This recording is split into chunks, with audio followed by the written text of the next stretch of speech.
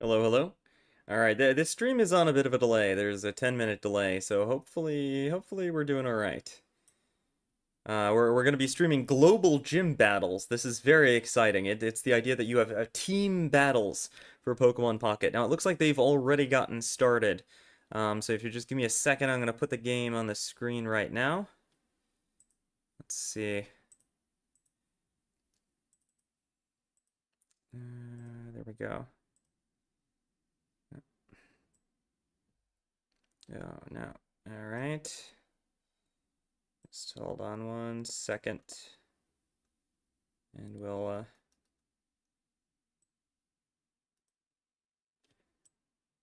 get that into the game.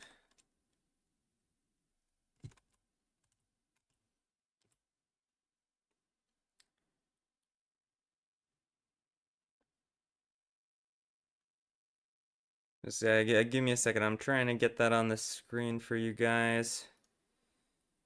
It started early and caught me a little bit off guard. Aha, here we go. Okay.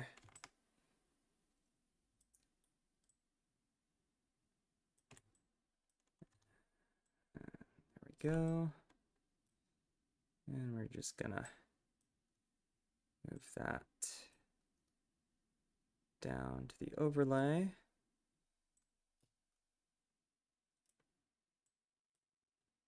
Perfect. All right, we'll be streaming with a little bit of a delay. So plus side, I can show the hand and everything. Downside,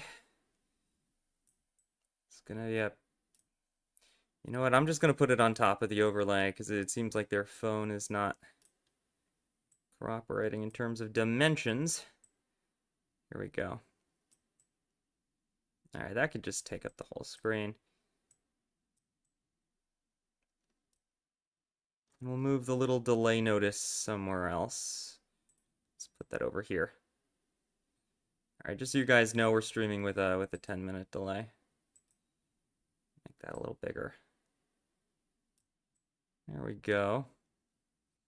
Yeah, the overlay was a very last second throw together. I'm gonna have this a little neater before next game.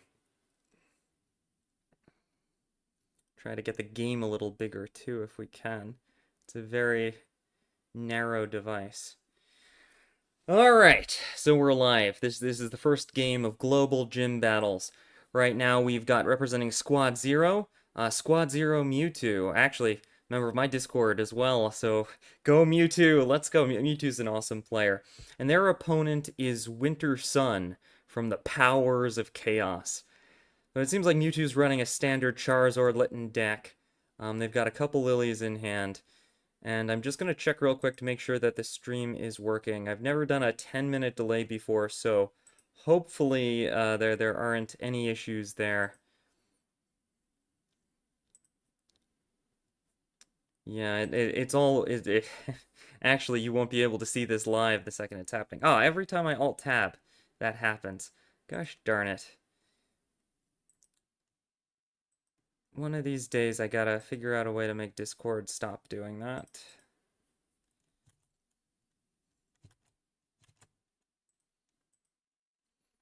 All right.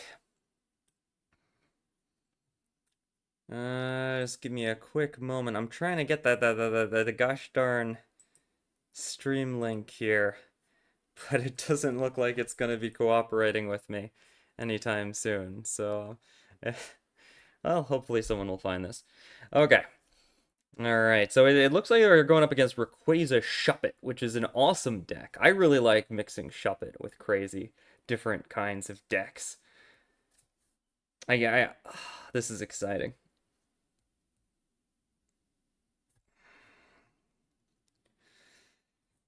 All right. Ugh. I think I'm just gonna get started with the narrating, and then we'll see where we go from there. So, all right, Mewtwo versus Chaos, Power of Chaos's Winter Sun. It looks like Stoke Charizard is all set up against the Banette, and that's something you don't want as the Banette player. Like as Banit, you want to get Banit up in line and shut down Charizard, but that didn't happen. Mewtwo got Charizard in time before Banit was able to evolve, and there's just threatening this massive power of Steam Artillery. We could just see like a sweep go down here. But they're waiting, they're thinking about their options. Boom, there it is. Steam Artillery, obliterating the Shuppet. It doesn't even matter if Banit comes in right now. Mewtwo is just kicking butt, picking up their first prize point. We see Shuppet coming online, and it looks like the Shuppets are just kind of body blocking, trying to stall, trying to get Rayquaza up and running. But with 200 health, I don't even think Rayquaza could possibly knock out this Charizard. I mean, it's not happening. It's too powerful. It's only got one psychic energy. What's it gonna do? We see Drowsy popped on the bench. They might be trying to use Drowsy to maybe put the Charizard to sleep, to stall a little bit, but I don't know if they're gonna have enough time for this. It's very funny to watch. Power of Chaos. I really like that they're trying these advanced kind of crazy decks with like the Hypno and the Shuppet. But just good old-fashioned Stoke Zard seems to be dominating here. I don't know what else to say about it. It's just kicking butt.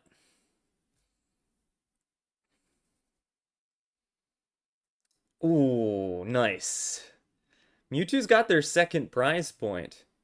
In case you're wondering about the scores over there, those are the game scores, not prize point scores. So we're gonna update them every time someone gets a prize point. Sorry, a win's a game. Their team score is gonna go up, and we're gonna record what happened in the game.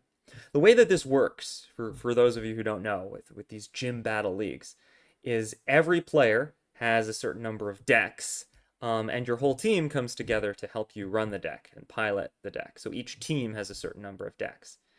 And then, oh, yeah, that's GG. So that deck was just defeated. So that Rayquaza deck was defeated. It's been beaten. And if you beat all of the opposing team's decks, you win. And so now Charizard has to play again, and Power of Chaos, actually let me update the score there. Power of Chaos needs to figure out, okay, which of our decks that are still alive can we use to beat Charizard?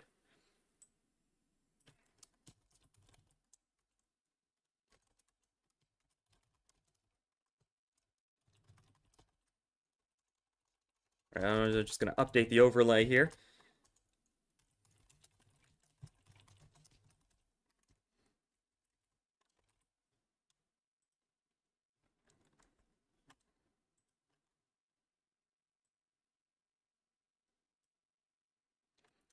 Yeah, it's a little hard to see.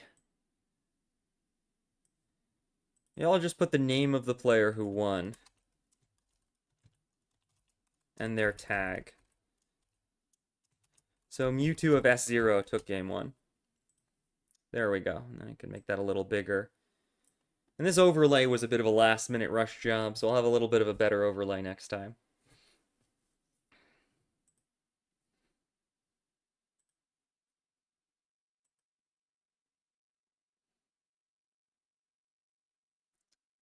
I hope we're streaming. I'm gonna try to check Twitch real quick, just to make sure we're actually live, because we should be live. But the delay is so hefty. I'm just not sure.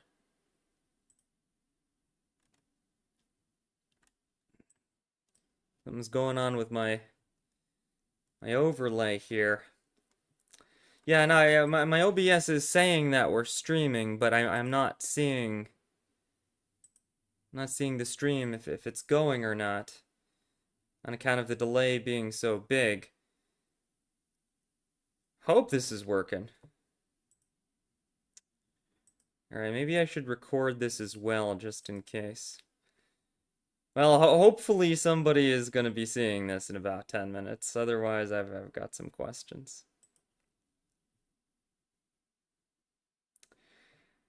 Alright. So it's game 2. Mewtwo of Squad 0 took the first game. And what that means is that the Rayquaza deck we saw Mewtwo defeat was completely defeated. Now it's game 2. We're on to game 2. And the Power of Chaos wants to try to defeat Mewtwo's Charizard deck. Squad Zero's Mewtwo. Their name is Mewtwo, if that's a little confusing. It's their tag. It's not just a Pokemon. Alright, so Power of Chaos's player, it's Winter Sun again. They're bringing in a Darkrai deck now. So, each player has 2 decks. And if your deck loses, it's eliminated, right? It's just gone. So that Rayquaza deck is gone now. They can't use it again. They're bringing in a Darkrai deck now and hoping that a good old Darkrai deck will defeat this crazy powerful Charizard deck.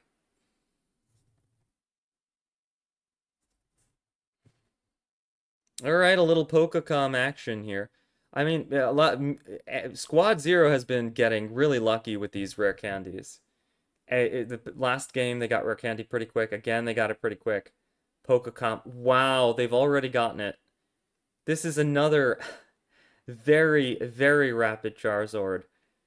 This is crazy good for Squad Zero. Mewtwo kicking butt. I gotta say, Mewtwo is kicking butt right here.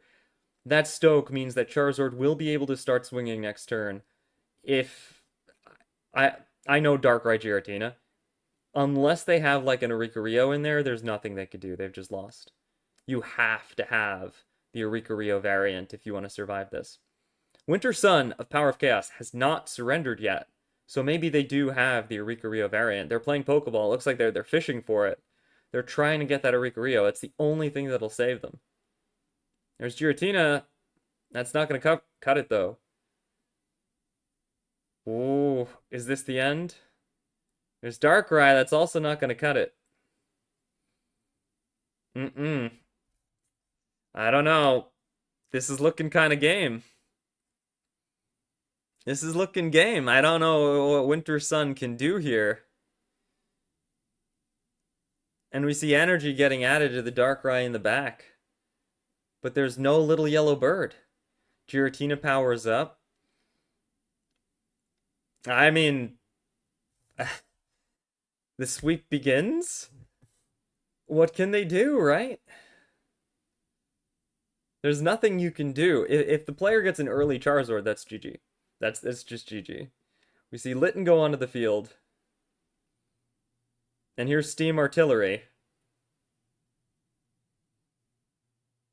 They're thinking, yeah, they're considering playing Lily here, just like heal that extra little bit of damage. Might as well, right? Don't mind if I do. That's looking pretty good. That's looking pretty good, I gotta say. That's 2 prize points for Mewtwo from Squad Zero. Power of Chaos is not looking too good right now. This Charizard, I mean, there's nothing you can do when your opponent gets an early Charizard. That's game. You have a Oricorio or you lose. That's it. That's just it. If they didn't draw a Oricorio right now, that's game. Did they draw it? We're looking to see. Oh, Cape. Okay. That Cape will save their life. That Cape could stall for just one more turn. Give them just one more turn to try to draw that yellow pom-pom bird. We see Darkrai doing some work, putting in a little poke damage. I don't know. They're desperately hanging on, right? They're just desperately hanging on. Sableye, do you think they're gonna draw it? Sableye doesn't think they're gonna draw it. If they don't draw that Oricorio, they are gonna be toasted by Steam Artillery. Another attack. Oh, that's so much damage. The Cape didn't even look like that mattered. Just blew up. Yeah. No, that's game. That's game. All right, let me update that.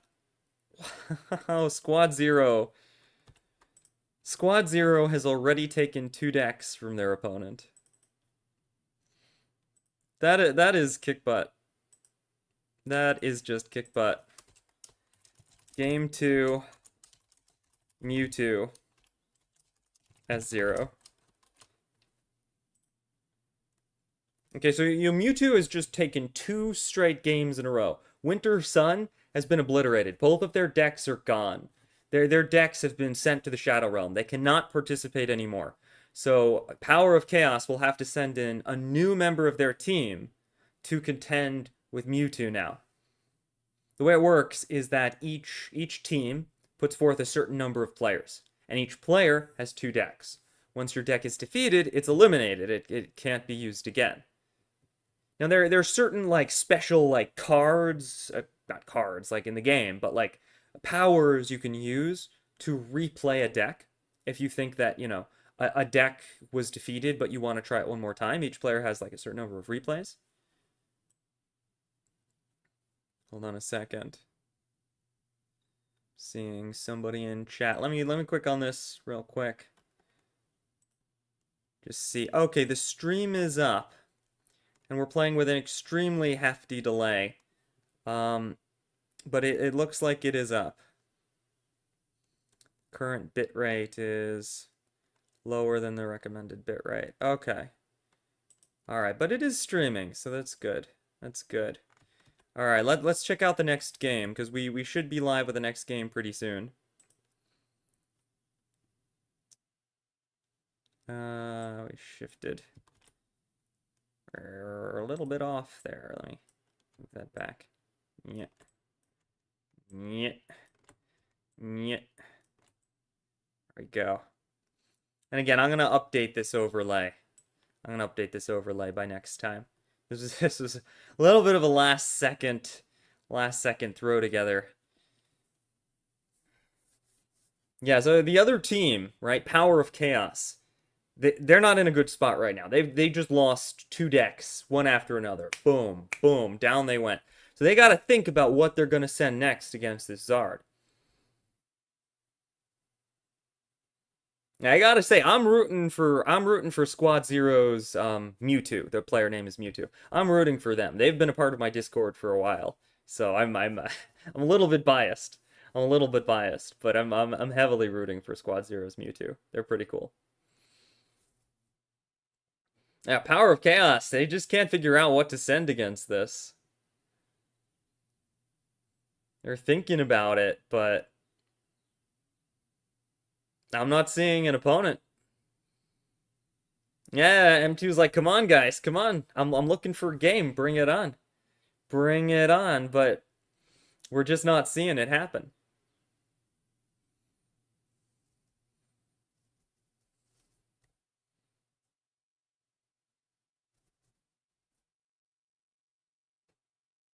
Well, in the meantime, a word from our sponsor. We don't have one. That's about it. I guess a Sableye. Are you our sponsor? Okay. So what product do you offer people? Messing with their computers. All right. So download Sableye today, and you can have all the computer glitches you've ever wanted.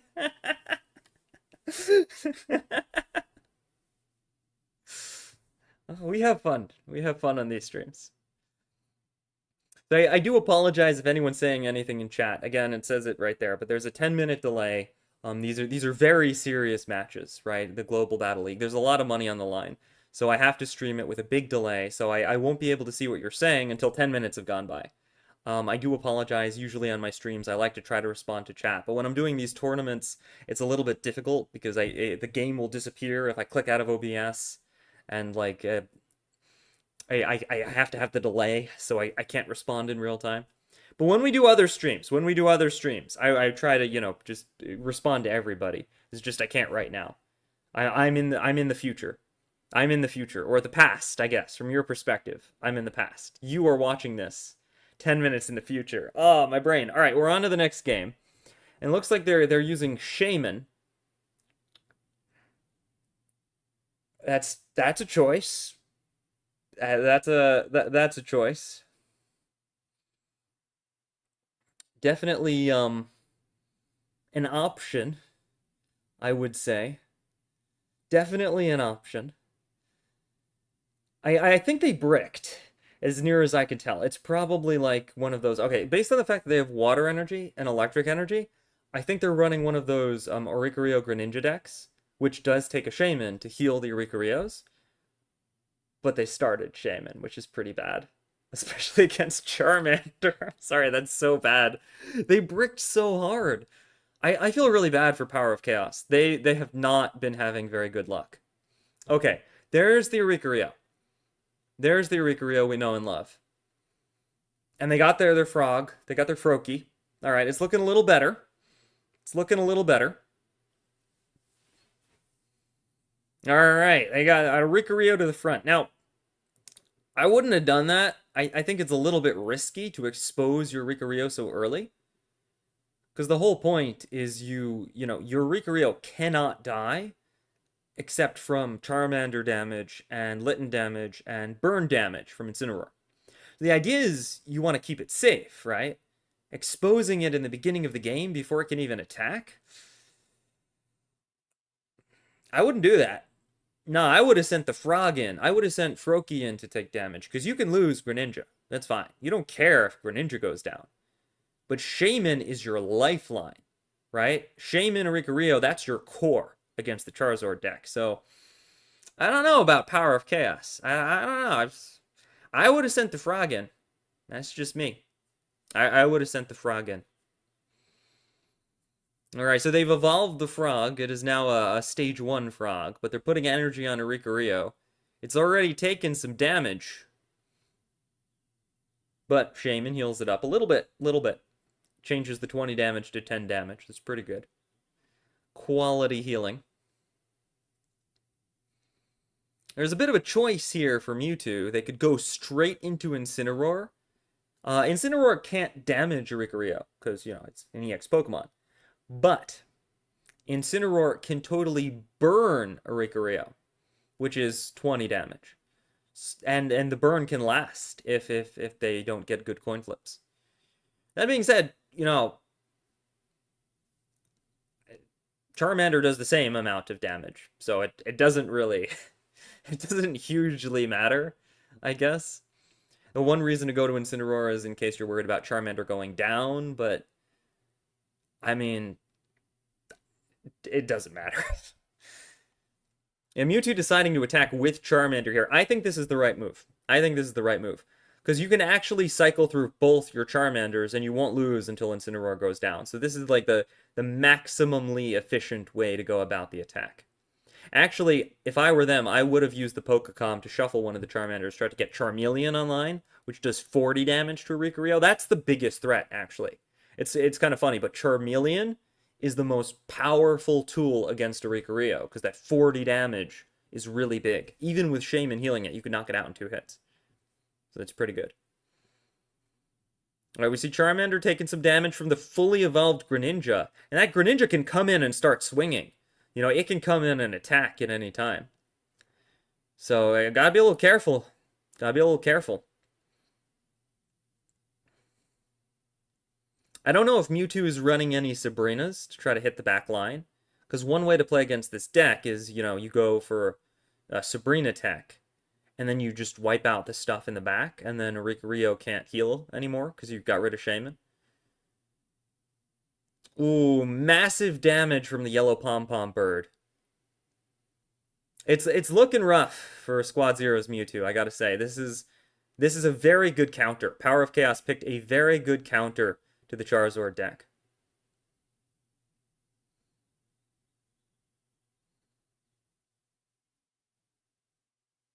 Alright, tried to shuffle out the Charizard, maybe get Charmeleon, but just pulled another Charizard. Unfortunate.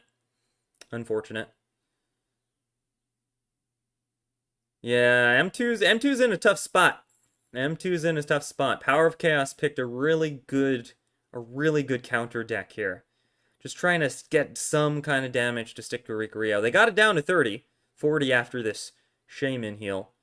That's pretty good, but if they can't take out that bird, there's just no way to make progress. Have a little water.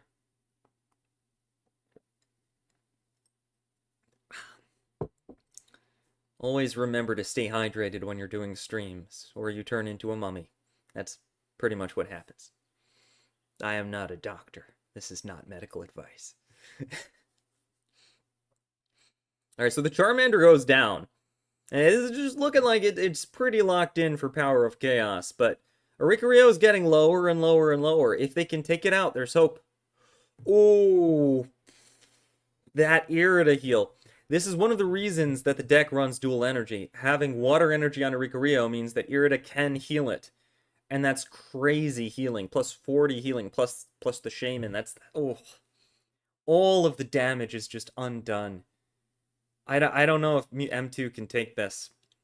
I don't know. There's just so much healing on the bird. It's immortal. It's immortal. It can't go down. M2 trying to pull that Charmeleon, but just can't find it. They got a bit of a choice now. They could retreat their Charmander, but with Greninja pokes. There's nowhere to hide. Charmander scurries off to the bench, and Greninja's like, Ninja Strike. You know, you can't survive it. Absolutely every tool in Mewtwo's toolbox is undone by this deck. Yeah, Power of Chaos picked a good deck. They're like, okay, you swept us 2-0. We're going to get revenge. They're thinking.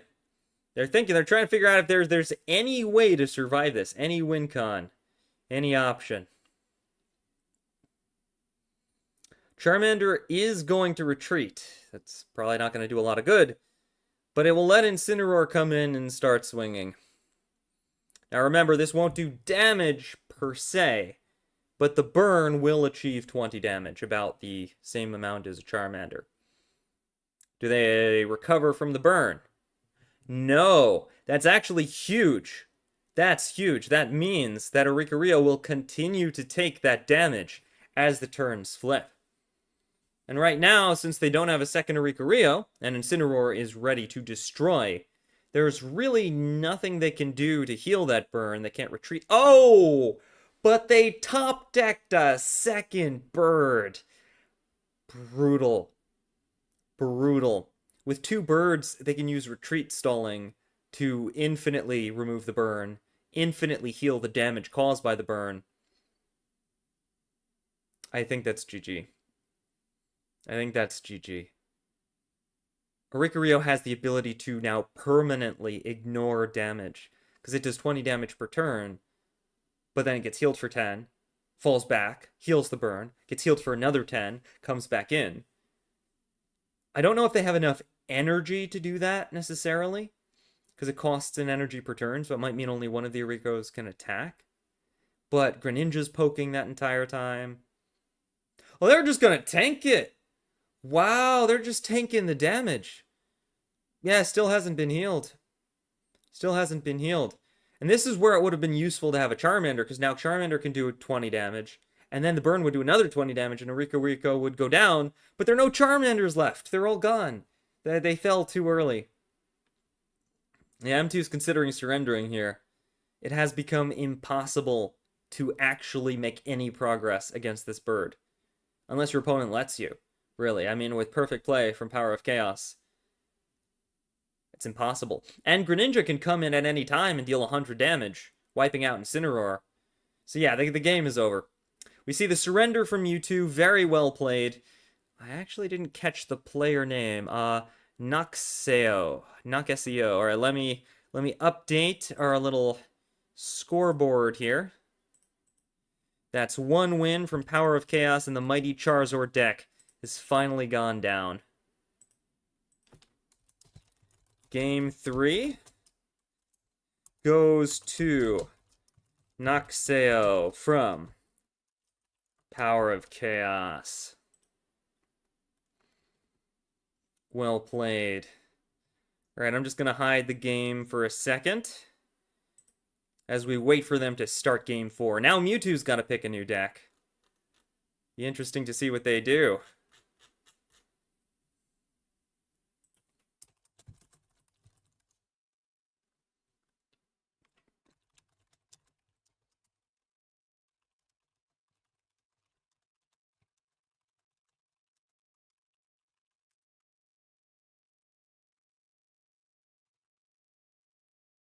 Alright, let's see if the game is started. Whoop.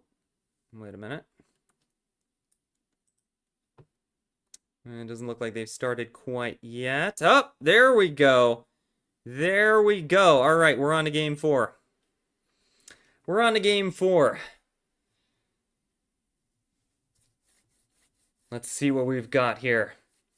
And just a reminder for everybody, there is a 10-minute delay, so I'm sorry I can't respond to stuff in chat right now.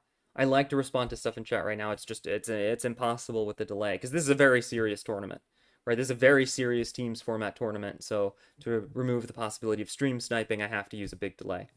It's a 200 megabytes are being stored on my computer to make this happen. It is it is not a small thing. All right, Mewtwo's using a gigabyte deck. Sorry, a gigabyte deck. I'm still thinking computers. A Gible deck. A gigabyte deck. A Gible deck. So this is the deck that, you know, is infamous for Rampardo. If you get an on-curve Rampardos, you just win. It's actually what wiped me out of the Ursi Day. I was in the 10K Ursi Day tournament, but my opponent got an freaking turn 3 Rampardos and just insta-won the game. It has the ability to take games no matter what. Like, if you draw the right cards, auto-win. Auto-win potential if you draw the right cards. I'm noticing a theme with the deck that Squad Zero has chosen. They've been choosing decks that have the ability to win any matchup if you draw well, if you get lucky on your draws. The problem is you're not going to draw well every single time. You know, Mewtwo drew really well in games 1 and 2. Really well in games 1 and 2. Ooh, a Giratina! Now remember, Power of Chaos has to use the same deck. They have to keep using the deck until it's defeated. So this is the same deck we just saw. This is the same deck we just saw from Naxeo, but apparently it had a Giratina that was hiding in the back. And they're choosing to bring it out this time because they're not fighting Charizards. It gets that early bellow off. It looks pretty good. Looking pretty good for Naxeo. They're getting revenge. They're getting revenge for those first 2 matches. Ooh, rare candy, skull fossil. Oh, these are the draws. These are the draws you want. Let's go, Mewtwo. Yeah, you gotta think about this. You gotta think about this. How do we start doing some work here? Right? How do we make some plays? They're considering, you know? That rare candy is ooh. That early rare candy. Oh. That's power. But how do you use it is the question. Do you go for the Garchomp EX or do you go for the Cranidos Rush?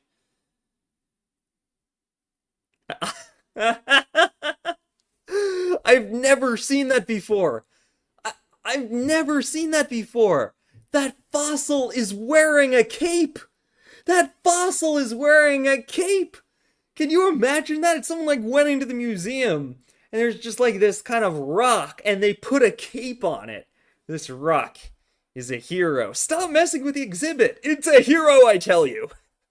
Oh, that's hilarious. I mean, all right, so they don't have Rampardos, right? They don't have Rampardos. But they've still got the Cranidos. That could come out and deal big damage. Really big damage. They could start doing work against Giratina. They could, you know, they could threaten Ricorio with it. That's pretty good. And it saves the rare candy, so they could still use the rare candy later and go for the Garchomp EX. But Mewtwo's got to draw those stage 2s.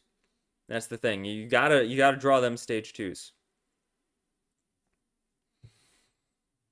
All right, they're thinking. Remember, in this format, all the players are allowed to talk with each other because it's a team battle. So even though Naxeo is piloting this, they've got their whole team whispering in their ears, oh, hey, you know, I think you should do this. No, you should do that. Go for this. You know, they're all talking together and strategizing. So this is a team format. Some people have said that Global Gym Battles is the best format in Pokemon Pocket. It's a little more difficult to organize because you need teams, but it's really good. It's a very strategic format. Double rare? Oh, that's just unfair. It's just unfair. Double rare candies. Wow. Garchomp EX comes online right in time, too, because Giratina still has to bellow for one more turn. Giratina still got a bellow. Interesting choice. It's actually an interesting choice. I would have put the energy on Garchomp there, so that Garchomp could do 100 damage to Giratina eventually. That decision, though, means Garchomp will only be using linear attack for the foreseeable future. All right, linear attack goes off. 50 damage to the benched frog. That's pretty good. It seems like they're ignoring the Giratina. It's actually fascinating. I would have targeted the Giratina. I would have used linear attack on the Giratina trying to take it out. Irida goes down, heals up the frog, undoes that damage. It's a very versatile deck, this Oricorio deck. You have a lot of options at your disposal. Let's see how they decide to play this. I mean, Giratina's one bellow away from being able to attack. Not this turn, but then it could attack the next turn. And that's enough damage to threaten Garchomp for sure, even with Lily's healing it. Yeah, I don't think a Lily would even save it from 2 chaotic impacts, Giratina's attack. So things aren't looking too bad for Noxeo, despite the rare candy coming online. Yeah, I think Mewtwo's actually on the back foot here, despite getting that evolution. By putting the energy onto Garchomp, they put themselves into a little bit of a tough spot. Potentially. No! But they retreated into Oricorio. Why? Maybe these players are playing 5D chess and I'm just playing checkers. But if it were me... Oh, I see what they're doing. I think that retreat was to protect Giratina from a potential Rampardos. They were worried Rampardos would come in and start swinging. And that would put Giratina into... Yeah, that was... Okay. So they used the lightning energy to retreat it so they could bellow and then come back in on a future turn. Smart, smart. But that might have been a little bit too cautious on Noxeo's part. I feel like Mewtwo maybe made a slight misplay putting the energy on Cranidos, but it turned out to be an amazing bluff because it scared Giratina away to the back lines. So that's hilarious. I think a slight misplay turned out to be the world's most brilliant bluff. It's pretty funny. Or maybe I'm the one misplaying it in my head, you know. These players are some of the best, so they're probably thinking of things that I'm not even considering. Oh, we see another heal go down.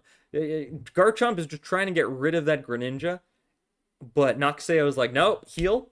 Heal, we're going to heal it again. Another Skull Fossil, and that Skull Fossil is the reason that Mewtwo keeps trying to take out the Greninja, because you can't put Skull Fossils on the bench while a Greninja's online. You see, Mewtwo was about to put it on the bench, and they were like, wait, hold on. If Greninja comes online, it's gone in 2 turns. I can't evolve it right now. Maybe we don't do that yet. And you wouldn't evolve it anyway, because if you draw Rampardos, maybe you want to evolve the... Well, I guess you would, actually. Yeah, it's better to use the Rare Candy evolution than the regular evolution, because that card can attack. Yeah. Yeah, I wouldn't put Gible on the bench. I don't know. They're thinking about it. They're thinking. Because Gible gives you the option, right? You can always discard your own fossil. You can't discard your own Gible. That's not possible, unfortunately. All right, we see linear attack go down. It looks like they've given up trying to attack Greninja. They're like, you know what? I'd rather play with 2 Garchomp EXs. I don't need another Cranidos. I don't need another Rampardos. No. We're just going to target the Giratina instead. Respect the frog. You know, we're just going to respect the frog. And that damage on Giratina is big. It's pretty big, because it's going to make it very difficult for Giratina to come in and start swinging, because it'll do recoil damage to itself, right? You know, there's a lot of pressure on it. Kind of got to be careful, because if Giratina goes down, it really hurts your ability to deal with Mewtwo's deck. You know, this has become a very strategic matchup. Garchomp can't hurt Oricorio. Oricorio gets destroyed by Cranidos Rampardos, but they're not online yet. So it's like, what's my win con? What's my end game? They got to think about all of this as they plan their turns. And if anyone's typing in chat, I do apologize. There's a 10-minute delay on this because this is a very serious tournament. They can't risk, you know, people cheating, you know, stream sniping. So big delay. I'm in the future right now. You're watching me in the past, but I'm in the future. It's complicated. Trust me. It's wiggly woggly timey wimey. Ooh. So right now, Mewtwo could put out a second Garchomp EX. It's totally possible. and could make their win con destroying Greninja and Giratina and never touch the birds, never go after the Oricarios. We could see that happen. Gible goes down, yeah. Yeah, looks like Mewtwo's doing it. Mewtwo's realized, hey, I don't actually need another Rampardos. I can win this just by destroying the non-birds, the non-Oricarios. Boom! Giratina goes down. Giratina. However you like to say it, that Pokemon is a cooked goose. And now, all that Mewtwo needs to do from Squad Zero is take out that Greninja and it's GG.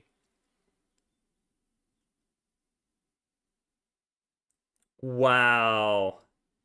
They bring it to the front. I would have hid that thing behind Oricarios, but I guess you can't, right? Because if an Oricario comes forward, it immediately goes down to the Cranidos. It'll get one shot by Cranidos. Funnily enough, yeah, that's it. That's it. There was nothing they could do. Mewtwo would have won next turn no matter what. Squad Zero Mewtwo takes another game. They're just on fire. Game 4 goes to Squad Zero's Mewtwo. Wow. So far, Squad Zero's Mewtwo has taken out three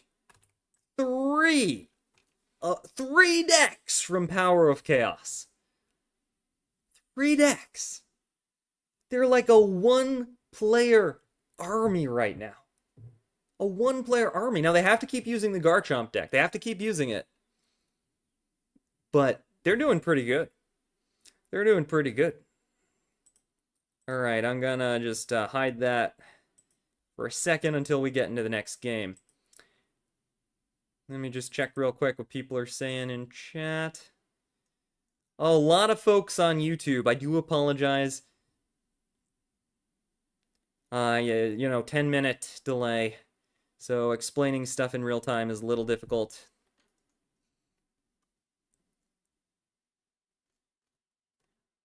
Let me see if there are any questions I can answer before the next game starts.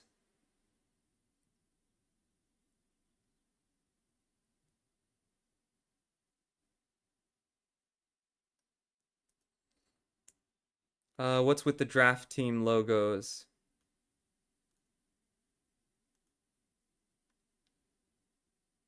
Okay. Yeah, so I'll just explain the format real quick before we get into the next game. So this format is Global Gym Battles. It's a team format. So each team brings a certain number of players, and each player has 2 decks. Once a deck is defeated, just once, no best of 3s. Once a deck is defeated once, it's gone. It's eliminated. It's sent to the Shadow Realm, right? And if you eliminate all of the opposing team's decks, you defeat that team. You win. If once a player starts playing, they have to play both of their decks in a row, and you can't switch decks until it loses. So that's sort of the format overview right there. Let me see. I think they're starting. Yep, they've just started game number 5. All right, so Squad Zero has only needed to field the player named Mewtwo so far. Or the player named Mewtwo from Squad Zero has just been dominating. They've been dominating. They've only lost one of their 2 decks. Alright, it looks like they're up against a Meowscarada Decidueye deck. This is a powerful deck. It's actually doing very well in the Ursi Day 10K. I didn't expect it would be doing that good. It's an amazing deck. I've run this deck in Master Ball, but it does have some problems. It can brick. Bricking is a big problem. If you start with Rowlet, it's pretty bad. There's only a 1 out of 3 chance of that happening, but if you start with Rowlet, you're in a little bit of trouble because it can't do the Sprigatito thing where you pull cards from your deck. But when it gets going and when you get the right draws, it is one of the best decks. It has tons of healing, really good damage to EX Pokemon, and it's super effective against a lot of non-EX Pokemon that are played. Ooh, Leaf Cape goes down. We see the Sprigatito start. This is pretty good for Noxeo. They got almost everything they need to start swinging. They got everything they need. Like, even if Mewtwo evolves into that Garchomp EX, it's like they got an on-curve Garchomp EX. I don't know how Mewtwo has been getting these amazing draws. But even if they do that, it doesn't matter if it goes down to Meowscarada, because Meowscarada can do 130, Maybe even 150 damage. Yeah, I think it's weak to grass, right? So was that 150 damage to the Garchomp? Yeah, that's just crazy. And Garchomp can't do that much back. It's almost like Meowscarada's the EX Pokemon. Yeah, the only way to beat this deck is one, it bricks. Two, you're playing Charizard, which is just super effective against it. Or Incineroar. Or three, you wipe it out before it can hit you. Like, it's one of the reasons that red card is good again. Red card is considered a good card again because of this deck, because of the Meowscarada deck. Because you red card them after Sprigatito uses its draw, and then mess up their hand, and they have to start all over. And that's like the best counter to this deck right now is red card. But I don't think Mewtwo's running red card. They got a very early Garchomp, but thanks to Leaf Cape, Garchomp can't KO anything. Not this turn, at any rate. Alright, what's Garchomp going to target here? It's a bit of a choice. That Owl becomes deadly in the late game. But until then, it's not that bad. The Meowscaradas are really scary, but they're only worth one price point. It's like, what do you go after? What do you even target here? Alright. Bold choice. They're going after the Sprigatito in front. I think the logic there is they want to be able to one-shot it next turn if it evolves. You know, put a little threat on it. You know, if you use that rare candy and evolve this, I'm going to knock it out. Alright, good thinking ahead. We see the Meowscarada come down on the back line instead. Right? So they're kind of, you know, playing around each other. This is the dance. You know, you attack one Pokemon, I evolve the other one.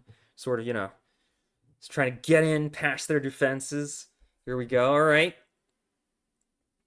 What you gonna draw? I don't know how Mewtwo does this. I don't know how they do this. Just, yeah, sure. Casual rare candy draw. Why not? Instant Rampardos. Oh, wow. When I play rare candy decks, it's at the bottom. It's at the bottom.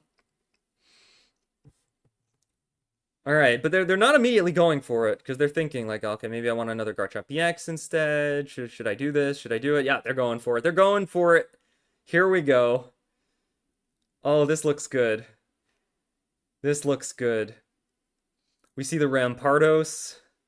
It's coming online. And yeah, Garchomp is just going to retreat into Rampardos. Now, this is a little weird. Because Rampardos is going to destroy a 20 health Sprigato. But is it Sprigato or Sprigatito? I've been saying it two different ways, and I'm actually not sure what's right. I pronounce things weird. Don't study too many languages, or you'll never know how to pronounce anything. As paradoxical as that is. Okay, so Rampardos did 20 damage to a tiny grass cat, and did 50 damage to itself. That's pretty funny. I'm not gonna lie, that's hilarious. Now Meowscarada's coming in, but this is also funny. Meowscarada can only do 60 damage to non-EX Pokemon. Even with super effective, it's only gonna do 80. So Rampardos can tank this. It's just non-stop funny. I don't know how else to say it. This match is just non-stop hilarious matchups. Ooh. The Cyrus. Yeah, a little bit of regret there probably from Mewtwo. If they had attacked the Decidueye precursor in the back, they might have been able to Cyrus it in this turn, remove the threat. It's not possible now.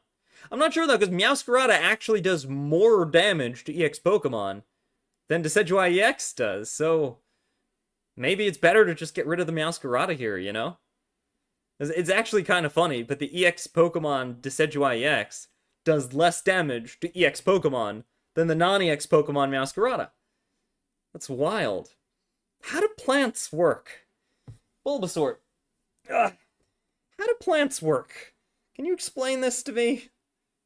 Bulbasaur is always sleeping. Ugh. I really like the sleeping plushes. They're very cute. Alright, so Mewtwo's still thinking about what to do here. No, sorry. And Noxio is thinking about what to do here. They can just destroy this Rampardos. And it didn't take recoil damage, because remember, only takes recoil damage if it knocks something out. So because Meowscarada survived, Rampardos is still in. Do you sack your Meowscarada trying to take out the Rampardos, or do you use Decidueye EX to do it and then bring Meowscarada back in later? Do you have enough energy for that? You know, all these things the players have to calculate in real time. I have a little sip of water here.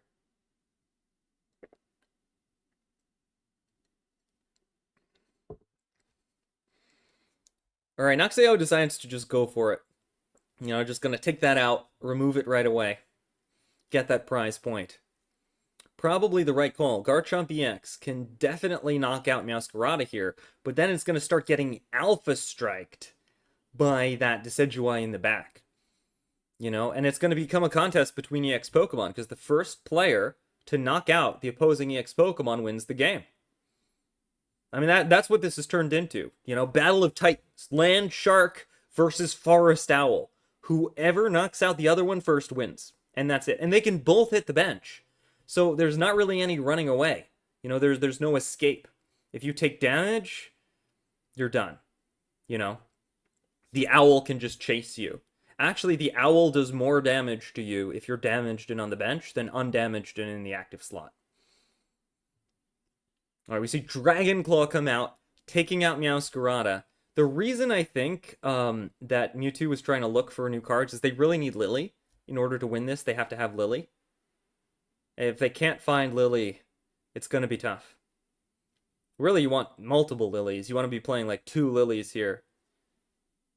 I don't know if they have enough healing to out-heal a grass deck.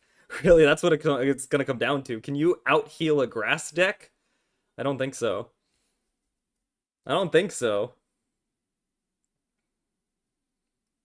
There's the Leaf Cape. That thing has 200 health. It's going to take 2 Dragon Claws to take it out, and that's not including any healing. We can see their discard pile. They've already played 1 Erica. I'm very familiar with this deck because I've run it myself. I like to run 2 Ericas and 1 Lily. So there's a possible 110 healing that could get dropped on Decidueye. Garchomp does not have that. Alright, Garchomp has already taken 100 damage from Decidueye's most powerful attack. And there's no healing available. What? Is Mewtwo trying to retreat? You can't retreat. There is no escape. Oh, Mewtwo might not. Yeah, no, they're just attacking. They're just giving the respectful GG, I think. Hoping their opponent clicks the wrong attack. Hoping their opponent clicks the wrong attack. Yeah, no, they're just going to surrender. That was it. That was game. The Owl won.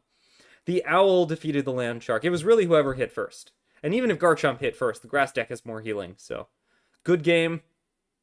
Noxeo has managed to defeat Mewtwo and take the win. So Power of Chaos is coming in clutch right now. They're slowly evening the score. Slowly evening the score. In Game 5. Game 5 goes to Noxeo of Power of Chaos.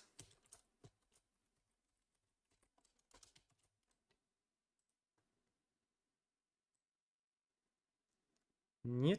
Oh, that should be a colon. All right.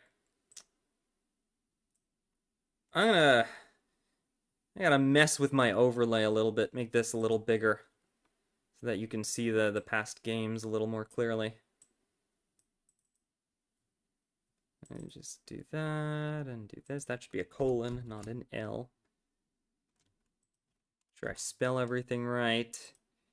There we go. Yeah, this is gonna get very big. Maybe I can make an edit to this real quick. Add a little more extra room there, potentially. Just a little more room. Give me a second. Give me a second. We're making some modifications. Just making some modifications here.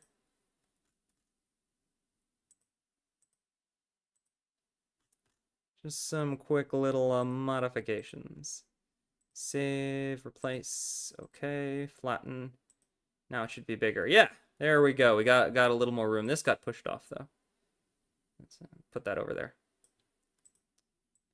Alright. That'll shrink again when more games get added to the list. But now it's a little more clear. Alright, so Power of Chaos has managed to finally dethrone Mewtwo and bring the score a little bit closer to even. We started off with 2-0, but Power of Chaos, they had some very strategic counter picks to defeat Mewtwo. Once Noxeo got in there, Noxeo's like, Charizard, no problem. Oricorio. Garchomp, no problem. I'll counter that with Meowscarada. And countering a Meowscarada deck is difficult when you've already lost your Charizard deck. I'm not sure if Squad Zero is running another Charizard. If they're not running another Charizard, what do you do to Meowscarada? Charizard's the counter. Charizard's the counter to that. What do you run? I don't know. We'll see what they got. Alright, I'm going to have to spectate another player now, actually, in the Squad Zero Discord, so please bear with me for just a second. Alright, the game is beginning.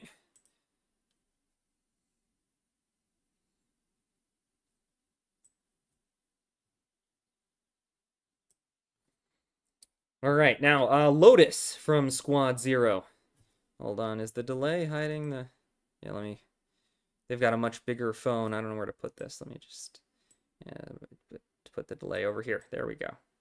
So that there's a delay. Ah, I can put it on top of my head. Perfect. Okay. Alright, so Lotus from Squad Zero. Lotus is arguably the gym leader, right? If this is global gym battles, Lotus is the gym leader. So they're bringing out the big guns. They're like, they took out Noxeo. We're in trouble. Sorry, they took out Mewtwo? Well, Mewtwo's awesome. We gotta stop this Noxeo person. We gotta take out their last deck, right? So Lotus is coming in with Charizard. They did have another Charizard deck. They were running another one. Really great for Squad Zero here. And you have to register the decks beforehand. They didn't just make this up. They had registered a second Charizard deck. So they had planned for this, right? They had planned for this Meowscarada. And they're like, all right, we're bringing in the good stuff right now. We're bringing in the Charizard. And they've got a great hand if you're looking at this. They've got the rare candy and the Charizard already. And Mewtwo's luck with drawing those has continued. But also, Noxeo has the good setup. They've got the double Litten. Sorry, not Litten. I'm getting my cats mixed up. They have the double Sprig. They've got the owl in the back, But boom, Charizard. The energy goes down. It's stoked to be here. And next turn, it is going to start destroying every single thing on the board. It is very, very difficult to survive Charizard's attacks. It does 170 damage to everything weak to fire. Even, I think, correct me if I'm wrong here, I believe even Meowscarada with a Leaf Cape cannot live that. It's just enough damage. Just enough damage. Lotus showing why they're the gym leader here. They came prepared with a perfect deck. But Noxeo's not going to go down easy, no. Instant Meowscarada. That's going to deal some massive damage to Charizard. They're fighting back. They're like, oh, you thought you were the counter to me? You thought you were the counter to me? I'm not trapped in here with you. You're trapped in here with Meowscarada. we see Lotus playing with the Guzma, like, I don't care if you have Leafy Cape. Leafy Cape goes down on the Owl, which is the correct decision. Remember, Charizard can one-shot anything except the Owl when it's fully evolved with Leafy Cape. That's the only thing that could tank a hit from it. So very, very smart use of the Cape. It would have been a mistake to put it on the Meowscarada, but Noxeo, they didn't make that mistake. Yeah, and that's why. 170 damage, Meowscarada goes down. Charizard is low health. We didn't see a Lily get played. Lotus didn't have a Lily. So a second Meowscarada could be deadly here, but there's no time. This happened too early. I think this was like an on-curve Charizard, or close. I think, well, what was it? Yeah, this was an on-curve Charizard. They got it like as quick as possible. They got a turn 3. So there was just no time to put energy on everything. They're just fully sacking their sprig here because they're like, okay, Decidueye or I lose. Decidueye or I lose. Come on, Decidueye. I hope I draw Decidueye. Right? Noxeo's just gotta draw Decidueye here. It's the only hope. Now, this is a bit of a tough choice for Lotus. If they play Iono to try to maybe pull, like, you know, another evolution, they could accidentally give their opponent the Decidueye they need. That's a risk. That's a big risk. They're thinking about Guzma. They decide not to play it. They decide not to play it. The only reason not to play it is if maybe they want to have more cards in their hand for Iono later. Right? Because, I mean, think about it logically. Like, game theory it out. In the reality where they get Decidueye, you probably need Iono to win. In the reality where they don't get Decidueye, you can just play Guzma. Oh. But in the reality they play red card, you get wrecked. That was unfortunate. That was smart. That was smart from the Meowscarada player.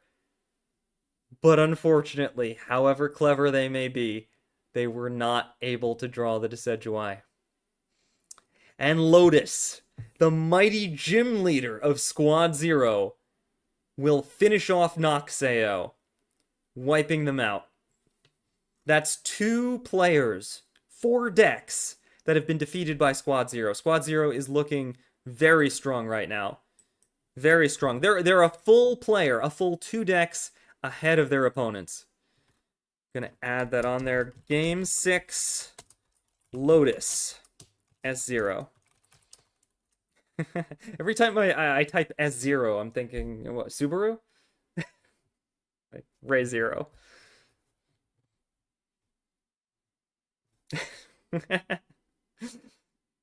Every time your deck is defeated, you go back in the past and try to play a match again. Can you imagine that? That was a good game. That was a good game. Whoopsie. Made the wrong thing invisible. Alright. While we're waiting for Power of Chaos to choose another deck, I'm just going to check the comment section real quick, see if there are any questions.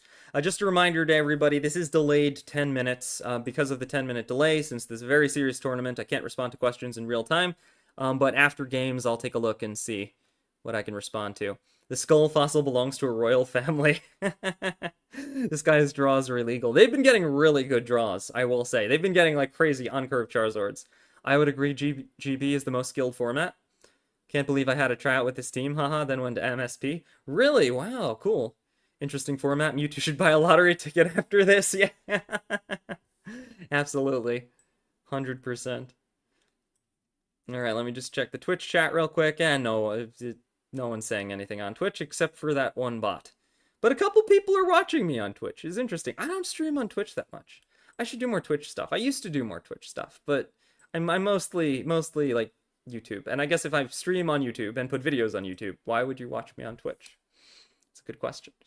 Hey, I'm actually not even monetized on Twitch. I could be, but I just never set it up. So I'm fine with this. What am I talking about? I'm just blathering. Let's see if the new game is started. Let's see. They're searching, so I can put it up on the screen. Yeah, I just don't like revealing people's phones, so I distract you with shenanigans and blabbery while we wait for the next game. Alright, so Power of Chaos is thinking about who to send in next. You know, they've already lost 2 of their players. They're running out of decks. And when you lose a deck, you can't bring it back. What the heck? I'm muted and deafened on Discord, but somehow I'm still hearing... Oh, I think I'm hearing what's on their phone. And I just heard emotional damage! And I was like, where did that come from? That scared me. That was pretty funny. Legit, that was pretty funny. I'm trying to figure out where that came from. I'm supposed to be muted on this. How did I hear anything? Hold on. Am I not muted on the stream call or something? I should be. There we go. Okay, I think I fixed it. No, no more suddenly hearing emotional damage from nowhere. That was that was funny. All right, it's Litten versus Froakie. Now remember, Lotus, the gym leader of Squad Zero. I should put like, there's no room, but I kind of want to put like gym leader next to their name. Maybe next time when I like add more room to the overlay, we could do that. All right. So they've got Charmander coming in. Yeah, Litten, they've got to use the same deck. They don't have Rare Candy this time. Are they going to get another on-curve Charizard? That would be crazy. Their opponent seems to be using a water deck with Froakie. So maybe they're hoping the super effective water will help them. This could be another Oricorio deck. They could be running a second Oricorio deck to counter the second Charizard deck. They're playing 5D chess if they're like, I bet Squad Zero is going to do 2 Charizard decks. So we should do 2 Oricorio Froakie decks. Like, seriously. If this is another Oricorio Froakie deck, major props to Power of Chaos. They're clearly... Electric Energy! Electric Energy. It's another Oricorio Froakie deck. They ran 2. It's like they correctly predicted that Squad Zero would run 2 Charizard decks. That's impressive. That is impressive. I gotta say. That's like some real strategy there. I'm rooting for Squad Zero. I'm rooting for Squad Zero, as they were kind enough to let me stream their perspective, and I hang out with them sometimes in their scrims. But respect for Power of Chaos. That was some really good deck strategy. Oh, also a couple people in my Discord ended up joining Squad Zero. So, I have multiple layers of bias there, but respect to Power of Chaos. As a caster, I have to give credit where credit is due. And that was smart. That was smart. They could claw it back with this. Lotus is in trouble. Lotus is in trouble. You don't want to be fighting that Oricorio deck in this position. All right, they got the Oak, but no Rare Candy. No Candy, no Charizard, no Incineroar. That's the way this works. Litten has already taken massive damage.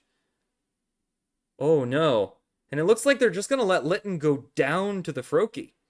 Yeah, even though Froakie only does 10 damage, it's super effective, so it can 2-shot the Litten. Oh, now it's going to be doing 50 damage to fire types. There's another one on the bench. Ooh, this is devastating. They haven't played any Oricorios yet, and it looks like they put 2 energy on it, so they're prepping to either retreat it or Greninja it next turn. Very smart, actually, because most people would put the second energy on the back Froakie, but they noticed that they were going to get water energy next, and so they wanted to make sure that the energy on the back Froakie would be water. That was smart. That was smart. That's a mistake most people would make. Most people would put the second energy on the second frog, but because of the dual energy and because of what they were going to draw, that would have been wrong. Very, very, very well played. Very well played by the Power of Chaos player. Well, they got the Incineroar and the Rare Candy, but it's too late. These decks usually only run 1 Litten, so those are probably dead cards in hand. Maybe the Rare Candy could be used on another Charizard, but yeah, that's unfortunate. That's unfortunate. Still, pretty early Charizard, relatively early Charizard, but they're considering conceding. I mean, it's all based on whether or not the bird comes in. Oh, the Pokeball. Is this the bird? Is this the bird? Lotus is hovering on that concede button. Lotus is not confident they can win if Oricorio comes online right now. There's the bird. There's the bird. They didn't concede, though. They didn't concede. But what can you do?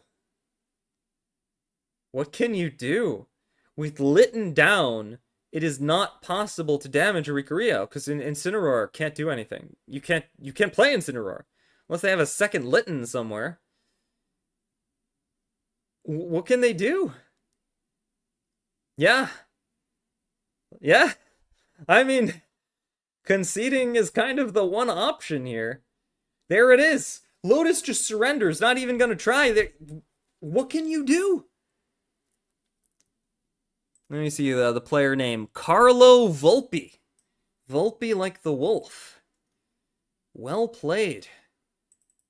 All right, Carlo Volpe has just slain the gym leader of Squad Zero.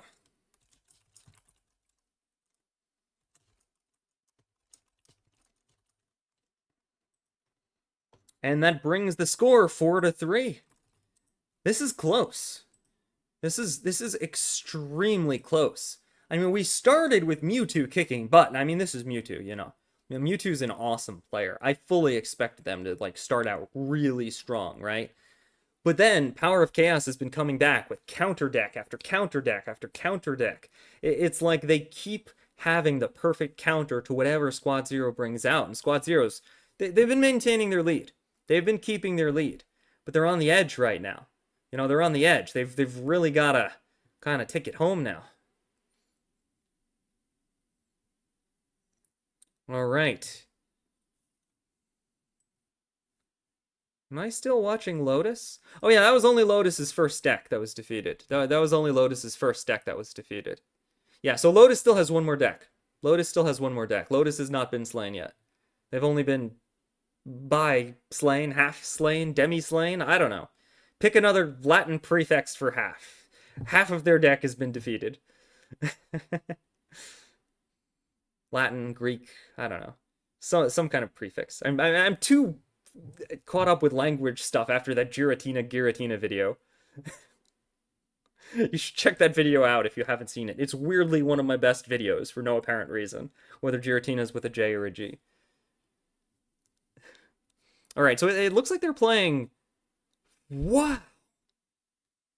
Is that a Ramp Luke deck? I haven't seen one of these since last season. I haven't seen one of these since the last ranked season. But yeah, I guess it's really good against Rikirio Greninja. That's hilarious. Unfortunately, Squad Zero's amazing draw luck has come to an end. They started with Marshadow. That's not great. And they have Rampardos in hand, but no Fossil. Unfortunately, that's going to be really rough for them. It's like everything that's not helpful. All right, they've got Lucario, but their position just isn't good. Like they're fighting into a Frogger already. That could be a Greninja next turn. Marshadow's taking damage. It's a tough spot. It's a tough spot. Yeah, they're considering playing the Sabrina just to stall it out a little.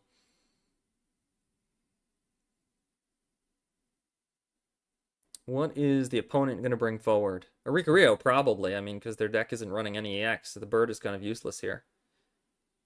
That's what I would do. I would send in the bird. No! Now, this is interesting.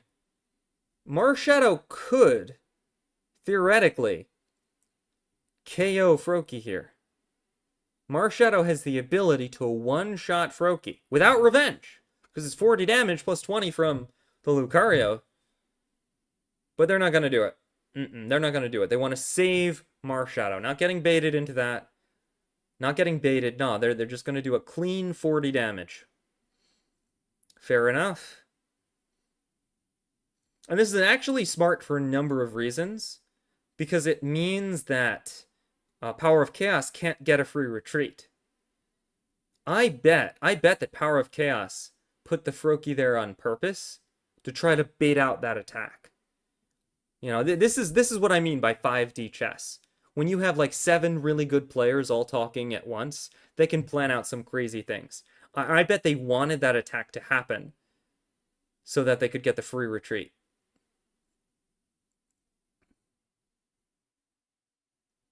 All right, so big damage onto Riolu there. Riolu's going to go down if something doesn't change, but there's just not enough energy on the board. Yeah, they just put energy on Marshadow, Riolu attacks, and they're like, I don't care if you evolve, I don't care what happens. If you knock out my Riolu, I'll Marshadow you, and that's it. Good strategy. It's not perfect, but it's probably the best that Lotus can do right now. This is a close match. This is a close match. Even though Lotus is playing a deck that should counter this deck, the amazing draw luck of Squad Zero has finally come to an end. And as a result, Lotus is struggling a little bit in a matchup that they should have won because they, luck can do that to you. You get the wrong draws as opposed to the right draws. It's like night and day. Celestial Guardians, it's like night and day. Ha ha ha. It's going with the theme. Going with the theme of this pack set, right? Night and day. See what I did there? You're welcome. All right. So Carlo Volpe is thinking about this. They're not sure what to do here. They could take out Riolu, but then they lose their Frogger. Another option is they just retreat and sacrifice the bird, try to stall. Nope. Fully evolving into Greninja. But Greninja will go down to Marshadow. Unless Irida gets played to heal it, now it can survive the Marshadow. It's going to poke it down with a little bit of damage and probably attack here. Yeah, good play. Powerful play. That Greninja is devastating. Marshadow will not be able to take it out. And it's actually impossible to put enough energy on both Marshadow and Lucario for Lucario to attack next turn. So it all comes down to this draw. And it's a rare candy! Ironically, rare candies have been the saving grace of Squad Zero so far, but now it's their doom. Having 2 rare candies, but nothing to evolve. That's... it's gotta hurt. What? Oh, with the poke! And actually, they're being super safe. I think this is overkill. I think this is overkill levels of safety. But just to be super safe, they've retreated and used poke plus a 10 damage Froakie attack to finish off Marshadow. Chef's kiss on that play. That was perfect, professional, patient pocket. That was perfect. That was a perfect play. It wasn't necessary, but it could have been. It could have been. They just wanted to make absolutely sure that they win. And now this is energy perfect. Retreat, poke, attack. I think it would leave Lucario with 20, so maybe they poke and then attack next turn. Yeah, I think they probably poke and attack next turn. But wow. This is looking GG. This is looking like it might be GG.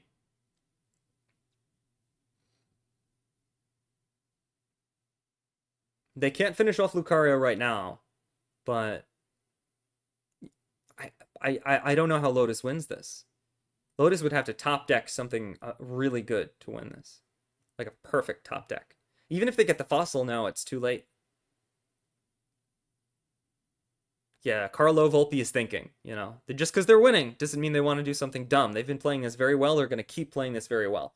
The whole Power of Chaos team is talking because Power of Chaos wins this. It ties the score, right? That score has been in Squad Zero's favor this entire time. It's been in Squad Zero's favor. But this is Power of Chaos's chance to tie it up. I'm still rooting for Squad Zero, don't get me wrong. It's just I gotta honor the underdog, They're doing pretty well. They're doing pretty well. Alright. We see the retreat to the chicken here. I think the logic there is that it doesn't really matter what's in front. And the chicken is not going to be useful at any point in time, so might as well sack it. Wow. 2 Rampardos. 2 Rare Candy. 1 Cranidos.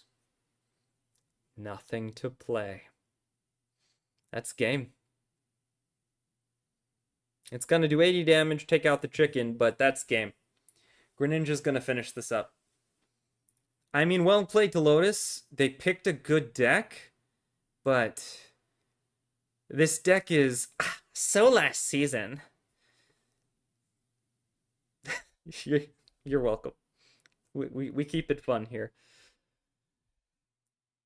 Yeah, no, I think Rare Candy is a little bit risky in a deck that can only use it on one particular Pokemon, especially with fossils involved.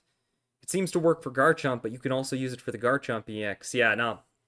That's it. Carlo Volpe has just come in I can say it now, obliterated the gym leader of Squad Zero. The score is tied. The score that was once very, very much in Squad Zero's favor has become tied 4-4. Lotus has been defeated. And now Squad Zero needs to figure out who the heck they're gonna send against these guys, these folks. That's a tough one. What are they gonna do? I don't know. Alright, let's go ahead and check the YouTube comments. Since there's a 10-minute delay, I can't respond in real time, but I like to see if there are any questions or anything. Luck is only half skill, the only relevant skill. Yeah, if luck is a skill, then Squad Zero is extremely skilled. Except for right now. I feel like their luck streak is a little bit over. I feel like their luck streak has ended just a tad, you know. Oh, stretch a little stretch. I'm out of water. I got a little more. It is very warm to be wearing this hat right now. It is very warm in here. My AC is not working.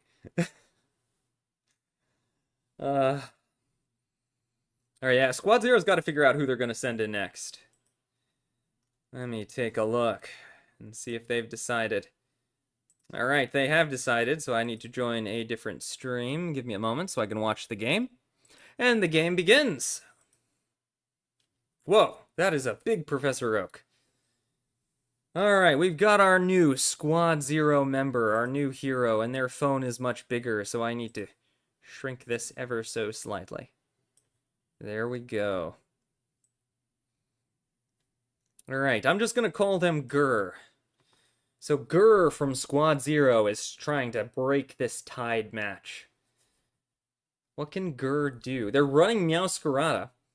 They're running the Meowscarada deck. Now, Meowscarada is not necessarily the best deck to use against Oricorio. It's not bad, it's not good, it's just a little weird.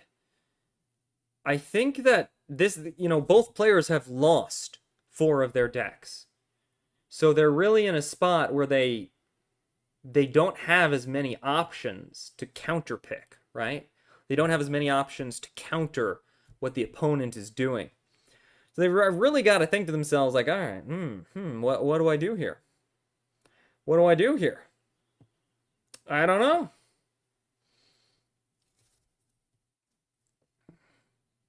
All right, we got Froakie with a little water energy. That's gonna a little Tunfo. That's gonna do a little damage. But not much. It's kind of just like tickling the cat. It's like a frog, and it goes lick, and it just like tickles the cat with its tongue. That's what happened, pretty much. Accurate description of gameplay. Alright, let's see. Let's see what we got going on here. The heat is getting to me a little bit. I need to fix that. Wow.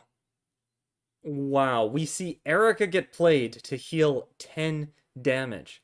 I think the logic there is there was a worry of Greninja coming online. Like, for example, Rare Candy plus Greninja could do 60 plus 20, total 80 damage with the poke. So, if their opponent had gotten Rare Candy Greninja, it might have taken out the Sprigatito. So I think that was the reason for the Erica there. In case you're wondering why they suddenly healed. And they were right! They were right! Wow! Erica to heal 10 damage was actually 300 IQ play. I never would have guessed it, but big brain. This is some high-level play.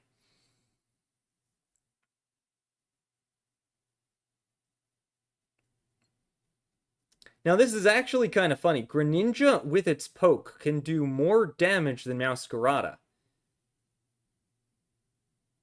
Because they both do 60, but Greninja has that ability to poke, whereas Meowscarada's ability You know, it'll allow it to do more damage to EX Pokemon, but it's not as useful against non-EX Pokemon. All right, so they were considering it, right? Gur was considering for a minute maybe saving the rare candy, trying to get Decidueye up and running instead. With that Oricorio, Decidueye is just not going to be as useful. We see Lily get played. That's going to patch up that Meowscarada. Full 60 health heal. Very nice. Now, unless they can get another Erica, it's probably not going to be enough to survive 2 rounds of Greninja. But if they get another Erica, they can survive. 60 damage dropped. That's pretty good. And remember, the Oricorio deck also has their own healing in the form of Irida. And Shaman. Don't forget Shaman. So, you know, both of these decks have so much healing. This is kind of a battle between immortal decks. There's the Irida. Irida plus Shaman being a total 50 heal. And then Shaman can tick next turn, too. I mean, this is just epic level healing. But because Greninja was able to activate first, they're just a little bit ahead in terms of damage. And that Oricorio, you know, that's going to be an eventual powerhouse. Because if the usual Meowscarada play is, well, when, you know, my Meowscaradas go down, Decidueye comes online. But Decidueye can't hurt Oricorio. So the Meowscaradas have to finish off that Greninja. Otherwise, it's game. You know, that's just, you lose your win con right there. All right, we see Pokeball get played here. There's the Rowlet. There's the Rowlet. Professor Oak goes down. It's going to draw 2 cards. There's the Erica. But the Erica is just not in time. That's the problem. The Erica is just a little bit too late. There are only 4 cards left in the deck. I don't know what they're fishing for. Maybe the second Meowscarada? Potentially? With only 4 cards left in the deck, odds are you'll get something you need, but...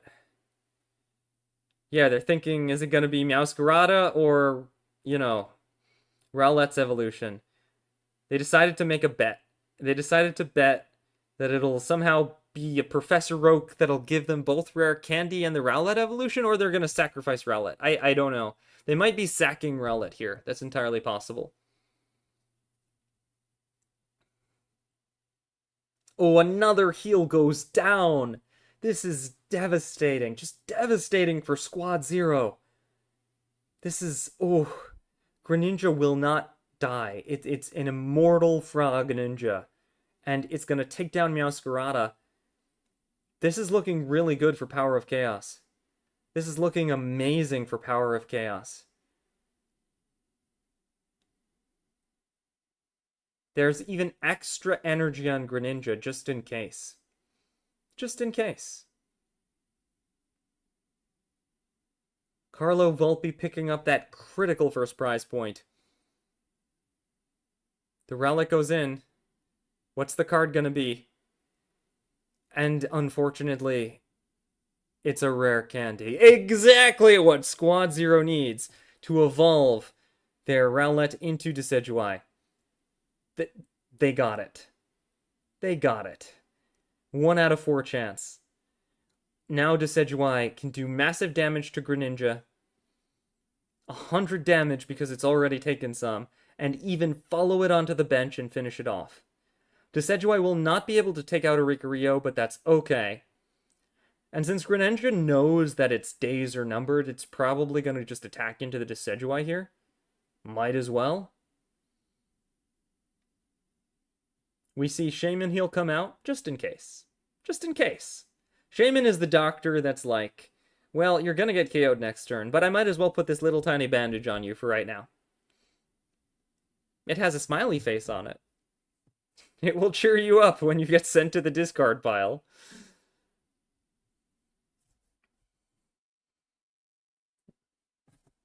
They're thinking. They're thinking. That Decidueye was critical. That was a critical card. I mean, to be fair, Gur has drawn almost their entire deck by this point. There's, what, 3 cards left in the deck?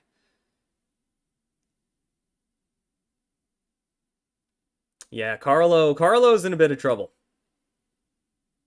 Carlo's in a bit of trouble. Carlo swept Lotus, but I'm not sure what to do now. Giratina. Wow, they put a Giratina on the bench.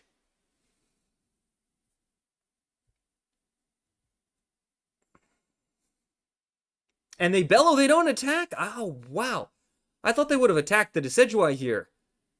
I thought for sure they would have attacked the Decidueye, but they decided not to.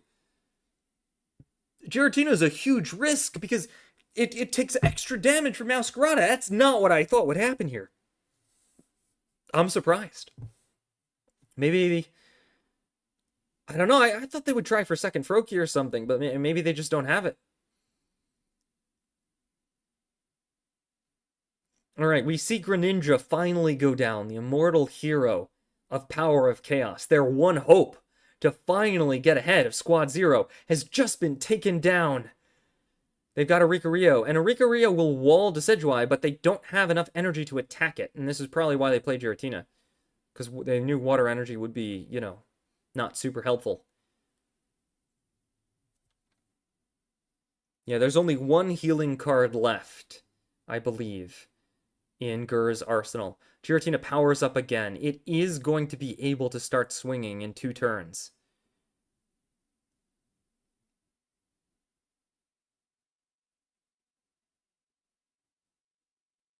This is a bit of a choice. What do you want to take a hit from Giratina? We see the Leafy Cape go down. I mean, Giratina can't attack the very next turn, so this is safe. This is safe. It's next turn you're in trouble. But this is safe. They're going to do a nice little attack into Oricorio. It won't take it out, but, you know, it'll make it so that it has to go away. Or go down. You know, those are the choices. Go away or go down. Pokeball is played. That'll probably grab them their missing frog. Not that it's helpful now. Or maybe an Oricorio to replace. Yeah! Oh, they got the Oricorio! Okay, so now they can rotate Oricorios and survive one more hit from Meowscarada. Yep, that seems to be the play. That seems to be just stalling to give Giratina the time it needs to bellow one more time. Giratina is a very arrogant card. I refuse to fight unless I can bellow 3 times.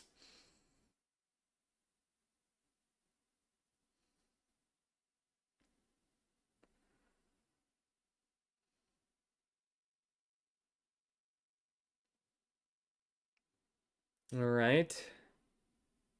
What are they gonna do here? I mean, now they really need to decide. What do I want to get hit in the face by Giratina?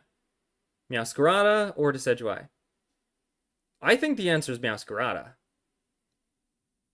That's what I would do. I would let Meowscarada get hit in the face.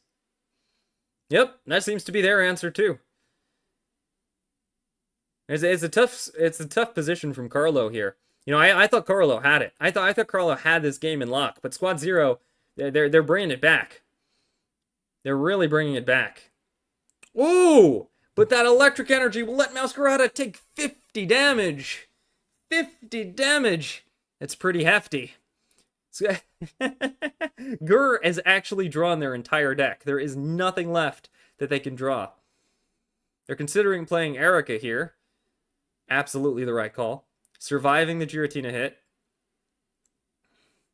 Extra energy put on Meowscarada. The Oricorio goes down, giving a very useful prize point to Squad Zero's Gur. Gur is going to win this game unless Giratina comes forward. The Oricorio would go down. The Shaman would go down. Giratina is the only thing that can survive. It's the only thing that can survive Meowscarada. And if it attacks Meowscarada, it'll drop to 130 health and go down to Meowscarada. So Giratina is stuck. There's nothing it can do. We see the heal go down on the Oricorio. Carlo is desperately trying to think of a way to somehow escape this situation. And they just bellow. There's nothing else they can do. They just go for the bellow.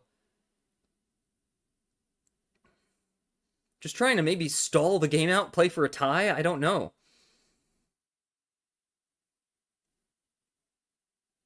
Gur is considering red card here. Though if your opponent is stalling for something... Yeah, because they would have a 50% chance of drawing whatever card they were looking for. So by red carding, they draw 3 new cards, and I'm not sure what that does to the odds, actually. I'm not sure if that gives them a more than 50% chance, or... I don't know. I don't know. It's interesting. Hmm. That's a good question. That's a good question. I'm not sure what that does to the odds, actually, but I think it reduces the odds of them getting whatever they were looking for. All right, Giratina's in trouble. It just attacks. It just attacks. It looks like they're not going to concede. They're just giving the respectful GG here. Gur finishes them off, and Carlo finally takes an L. This unstoppable force that destroyed the gym leader of Squad Zero has been defeated, and Squad Zero maintains their lead. Squad Zero maintains their lead. They escape this tie, and they pull ahead. 5 wins to 4.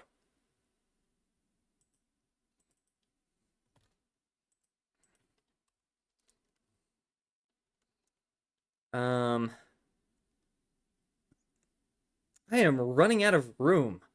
All right, the next time I do this, we're gonna have like an entire column on this overlay just dedicated to the games, because we're running out of space here. Game 9 goes to Gur S0. It'll just keep getting tinier.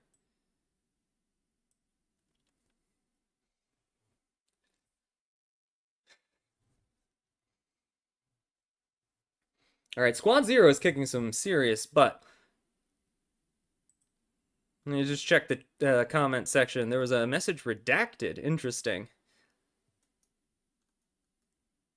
More decks should run Team Rocket Grunt. The fossils were buried too deep. Yep. Yep, absolutely. Absolutely. Yeah, due to the 10-minute delay, I can't respond in live time. Ooh, what just happened? Ah, there we go. The game hasn't started yet. It's still a loading. It's still loading. By the way, let me know how the new mic sounds, although I won't find out until 10 minutes from now. But I have my old microphone. 6 years I've had that microphone. It's actually in the back. I put it over there in a place of honor behind my head because it served me faithfully for 6 years, and I couldn't just... I was replacing it with a very similar looking microphone, and I was like, this is too heartless. I love this mic. This was my very first microphone. I made not my very first video. My very first video I made with my crappy built-in laptop mic, never again. But like my 5th video went on or something like that. I invested in this. This is my first ever big purchase for my YouTube channel. It was, Blue Yeti. It was pretty good. It was pretty good. It served me faithfully for a while. And so I'm gonna stick it over there, and it gets to stick with me for a little bit. Yeah. Yeah, Carlo's thinking, Carlo's thinking. Carlo's just lost one of their decks. Actually, I think they have to play the next deck, right?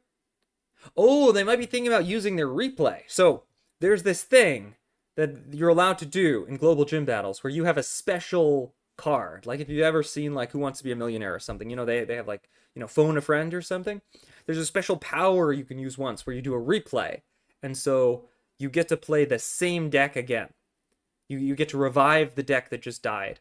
I'm not sure what all the conditions are for using it, but I think like you can use your first deck as your second deck once. Maybe they're thinking about doing that potentially. I don't know. I don't know. What do you got going on, Carlo Volpe? Carlo the Wolf. Let's see. Sableye, we gotta get you a tiny hat. I feel like I kind of want to make like a tiny version of this hat for Sableye. I probably could. Like I used to make like masks and stuff. I could probably make like a little paper mache fedora for the Sableye. And get like put a little string on it so I could like put around his ears like that, maybe. I think that would be pretty cute. Do you want a hat? Okay. Well, maybe we'll make Sableye a little hat one of these days. Yeah, I never took the tag off, like, Because I don't know, I just think it's cool. I got this from like GoFest a year or two ago, and it's like just Pokemon Center, or it says Pokemon Center on it. I don't know, I thought it was cool, so I never take the tag off, but it does get in the way sometimes when Sableye tries to sit on my shoulder.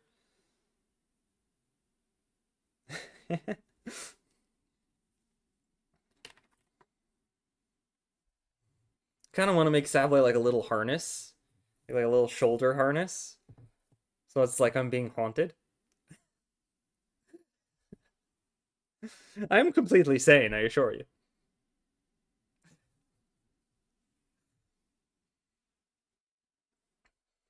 Actually, I have a Benit plushie that I haven't shown off as much. I might bring it when I play Benit decks. I really like Benit decks. I started playing them in Master Ball. They're a lot of fun. Maybe I'll stream that actually. Maybe I'll stream some of my Benit Master Ball play this week. That could be fun. I need to fix the deck a little bit. It's a weird one. The one I ran in Ursi Day is weird. I need to tweak it a little bit. Maybe replace the Giratina with something else. All right, we got a match. Let's see. Let's see what we got. All right.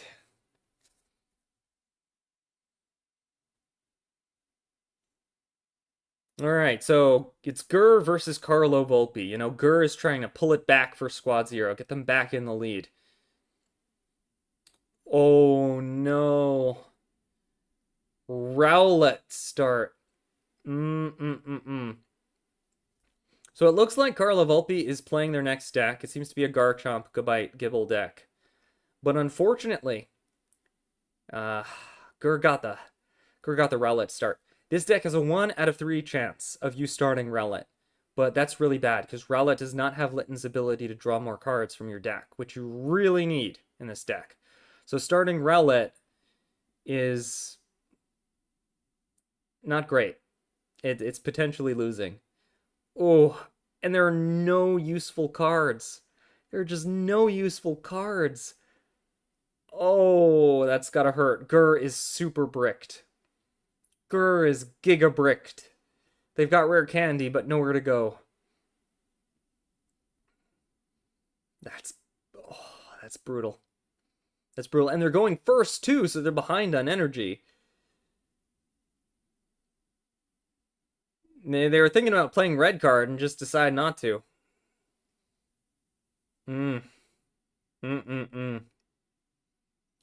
That's not so good. Gible attacks. Nothing fancy, just a simple attack. Well, that's playable, technically. I mean, that's you know, theoretically a playable card. You could evolve your Owl, do 30 damage. Not bad, but not really good. It would be hilarious if they're both bricked. They're thinking about red card. They're thinking about it. All right, red card goes down. They didn't have any Oaks or Pokeballs, probably, or they would have played them. So that probably meant evolution cards, rare candy. So I think Gur was just like, oh no, you're not getting that Garchomp EX. Red card.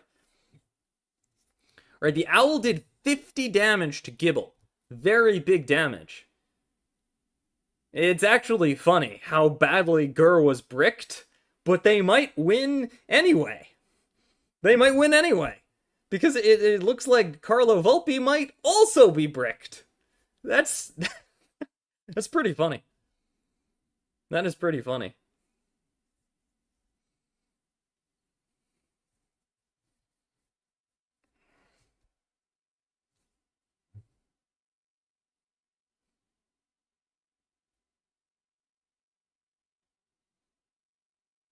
Okay. Okay.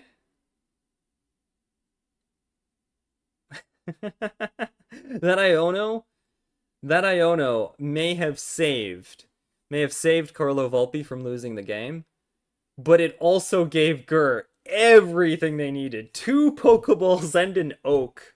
It's like, I don't want to lose, so I will let you play the game if I'm allowed to play the game too. That was pretty funny. That was a pretty funny Iono. This game is hilarious. Oh wow, Carlo's running out of time. Alright, they retreat the Gible. They retreat the Gible, you know, they don't want the Gible to go down, and go for a little attack there. Just a little sprinkle in a little damage into the mix. Very nice. Alright, we see a Pokeball get played. Absolutely the right move to play the Pokeballs first. I mean, in this position, you know, you only have 3 basics. You don't want to draw them with Oak by accident.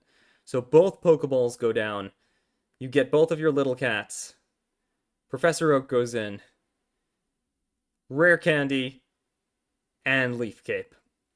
Not the most helpful thing in the world. In that position, you really wanted the Decidueye. The Decidueye would have been game-winning. It would have just destroyed the Gible in front. Hyper-threaten the Gible in back. But, no Gible. Sorry, no Decidueye. Quite yet. The opponent has 14 cards in their deck. Meanwhile, Gur, thanks to that Iono, has finally gone on a massive drawing spree. Gur actually does have a little bit of a choice here. They could attack and try to sweep before, you know, the Garchomp EX comes online, or they could retreat into their small cat and go for the draws. And they're doing the patient thing. They're doing the patient thing. They're not trying for an early win that they probably can't make. You know, they're just like, nope, I'm going to draw my cats. I'm going to draw my cats. We're going to fight this out. We're going to play a real game. It's too risky to try to attack here. Just going to draw my cats. I approve of that. Very patient, very mature strategy. They've got the Rare Candy and the Meowscarada, and that could come in and sweep next turn and deal just as much damage as 2 turns of the Evolved Owl. Good move. Good move. I highly approve. Highly approve. I think this was the right call. Fossil goes down, though. Fossil goes down, though, adding a little question to that. That Fossil could become a devastating Rampardos. Really scary. You know, this is a game. This is a game. It started with both players being bricked, and then Iono just shuffled everything. Very exciting.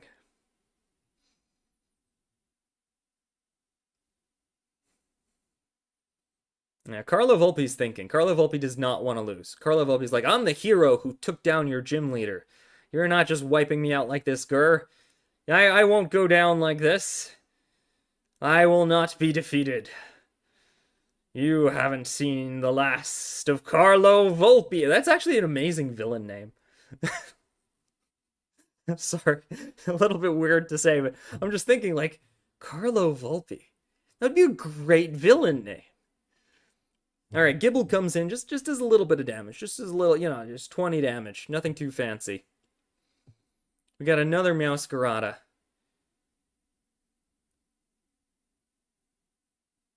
And you got a little bit of a decision here. If you evolve the cat in the front, you can take out the Gible. But if you evolve the cat in the back, you can pull more cards. And Gur is like, I drew enough cards for my deck. I'll draw the rest of them before the game's over. It's fine. It's fine. Not even an inconvenience. Barely an inconvenience.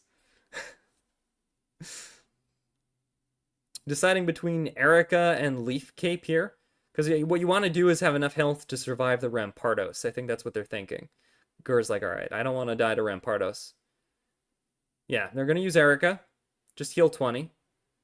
Leaf Cape might have been slightly more efficient, but they're saving the Cape. You know, because the Cape can heal you over max health, and maybe there's something they wanted to heal over max. And also you can play Cape plus Erica later on, so in case you need that. Alright, knocks out the first Gible. That's not that significant, though. That's not that significant. Because no matter what, you're going to have to knock out 3 Pokemon. Or a Garchomp EX. Which, realistically, usually means 3 Pokemon. Gible's coming out, so it can probably evolve. Otherwise, this would be a very questionable decision.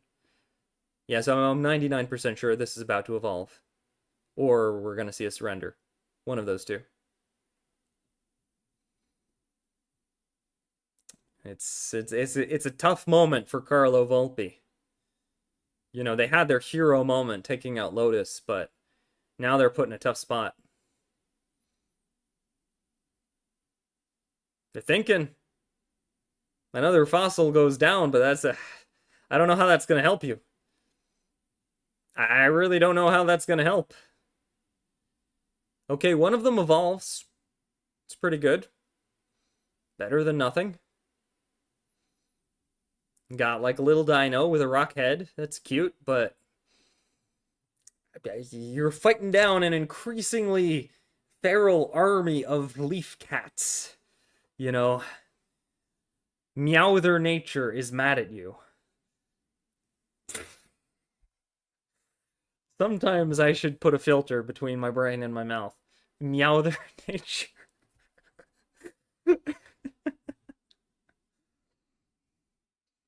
I'm gonna call it that from now on. This is the Meowther.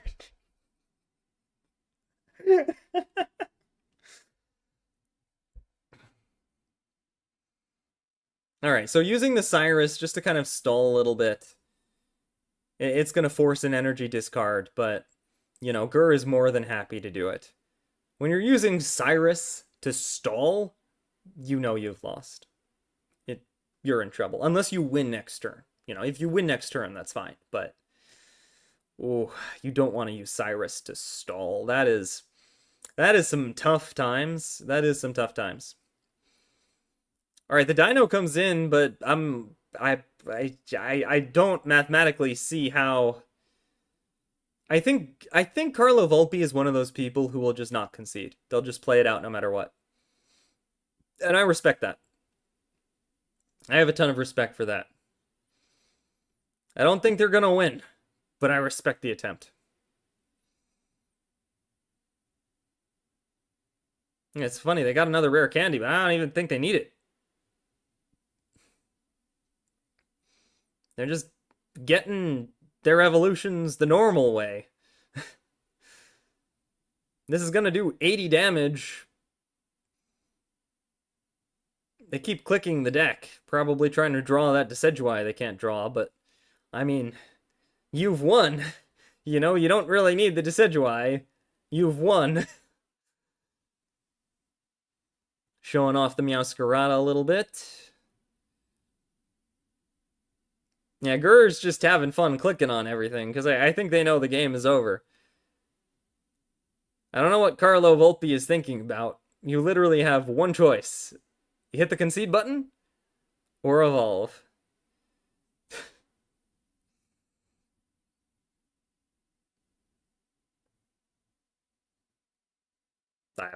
I don't see it.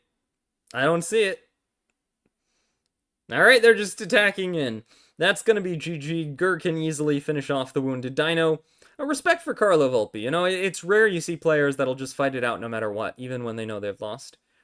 You know, everyone's so eager to hit the concede button, even me too lately these days. So, respect for Carlo Volpe. They had an amazing showing, taking out Lotus, but Gur has swept them from the map. Game 10 goes to Gur from Squad 0, and Squad 0 is looking really good right now. They've regained their lead that Mewtwo had given them in the beginning, and it has now grown to 6-4. And this means that, correct me if I'm wrong, but I believe that Power of Chaos only has 2 people left. Only has 2 players left with 4 decks. Meaning they are very limited in what they can bring in to try to counter this Meow deck. They're very, very limited. There's just not much more they can do. Okay, yeah, I need to make this bigger. It's just a little bit too small. Just a little bit too small.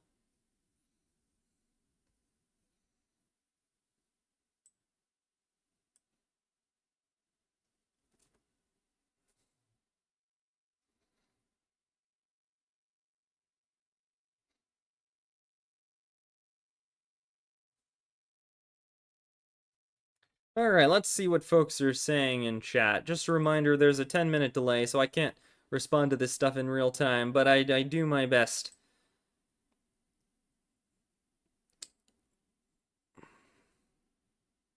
Is this open deck lists?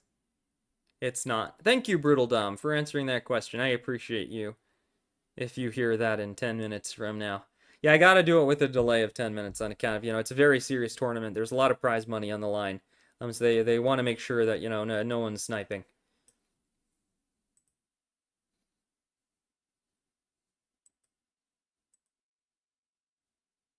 And Twitch still says Pokemon card science. That is not true. Global Gym Battles. I updated it on YouTube, but it seems that Twitch did not get the message. But I edited it. There we go. Twitch is just a little slow to update.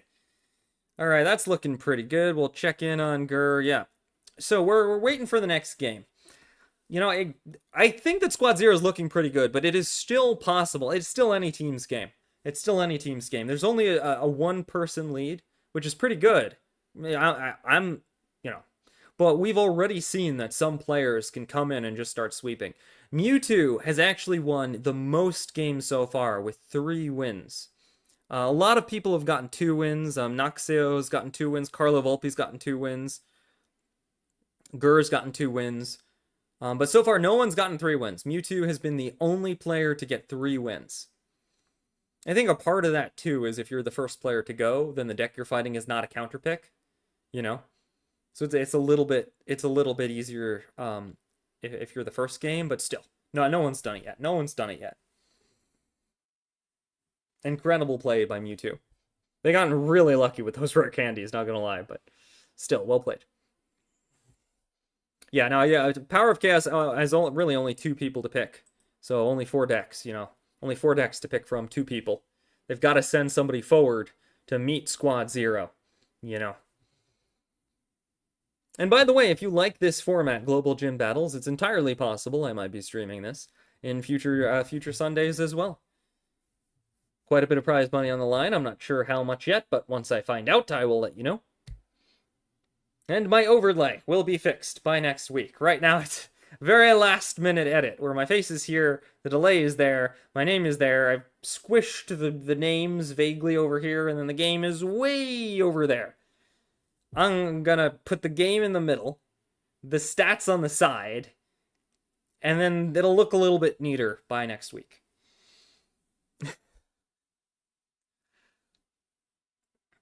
And while we're waiting for the next game, I know there's something you've all been wondering. How am I going to make Sablei's hat?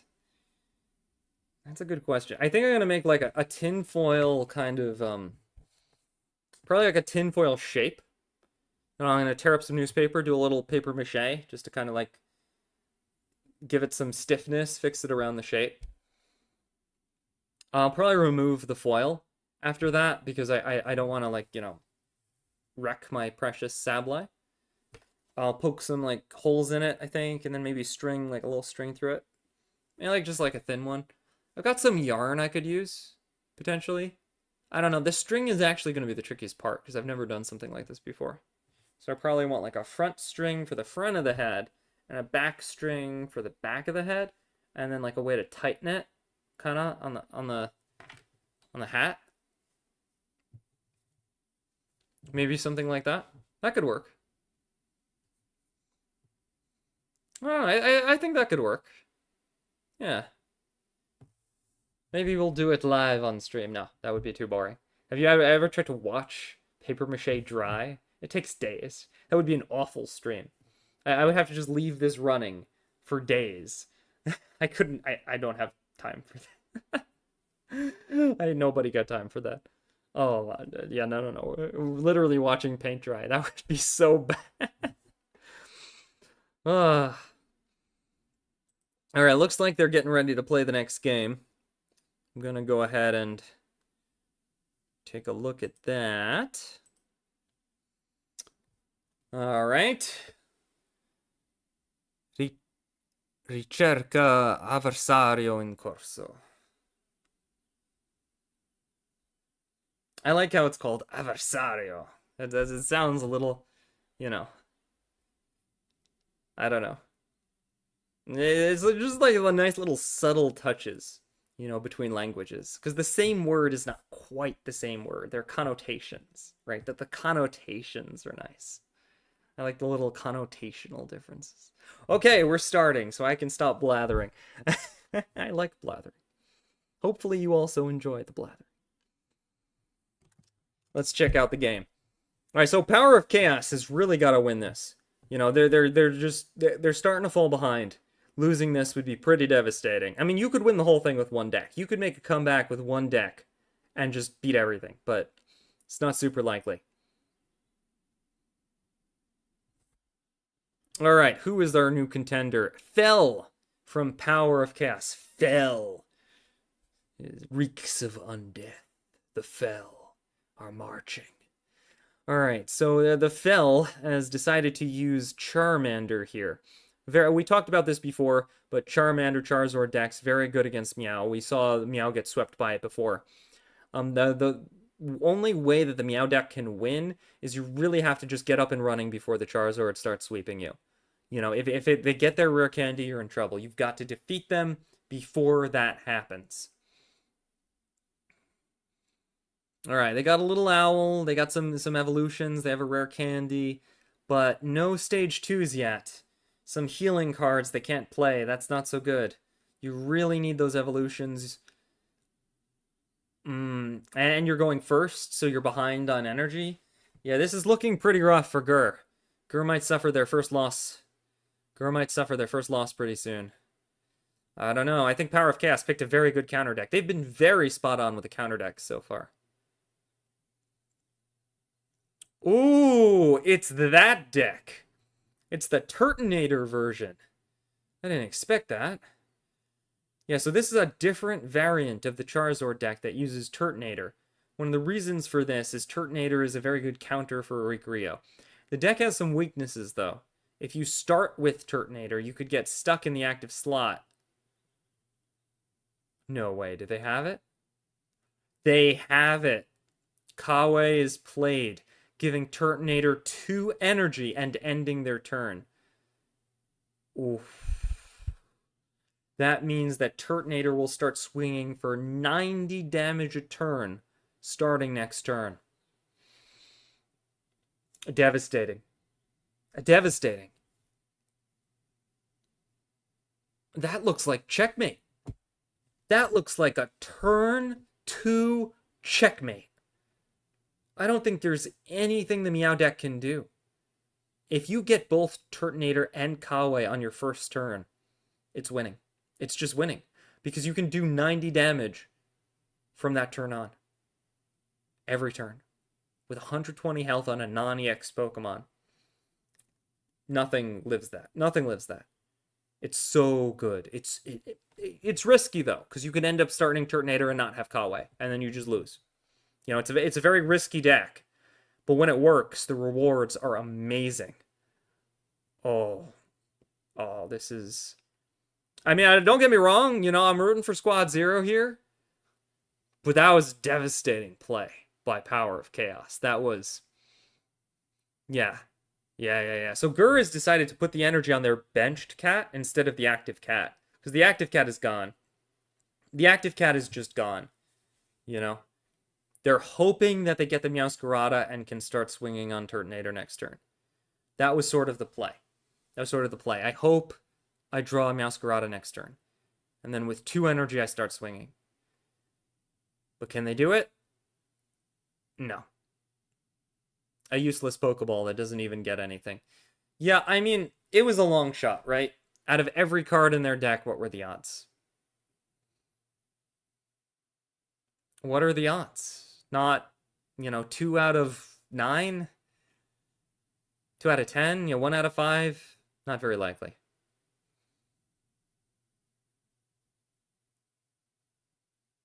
They're considering evolving here, but... I'm not even sure if there's anything they can do at this point.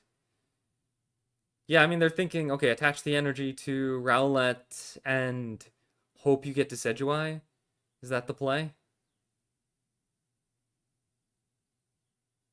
Yeah, it looks like they're talking about it with the team, but it seems like they're gonna go all in on Decidueye and just hope to goodness that Decidueye can sweep. Trying to pull that Decidueye. They got it! They got the Decidueye, so as long as no red card comes out, at the very least next turn they'll be able to start fighting this monster of a Turtonator, this absolute beast of a fire turtle. And even that might not be enough. I don't know if Decidueye is enough.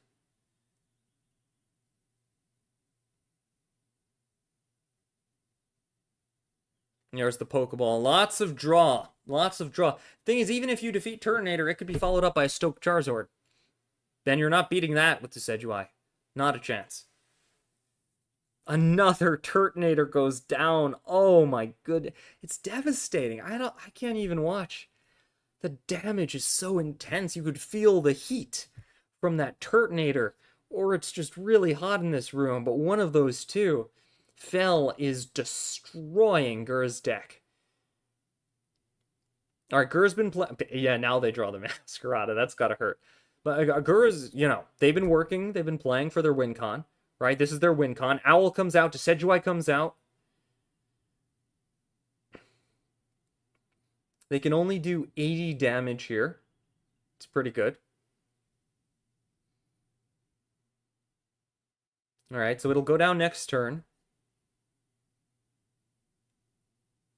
Now Fel's got a bit of a choice to make. Do you attack? Or do you start powering up something in the back? They're thinking about it.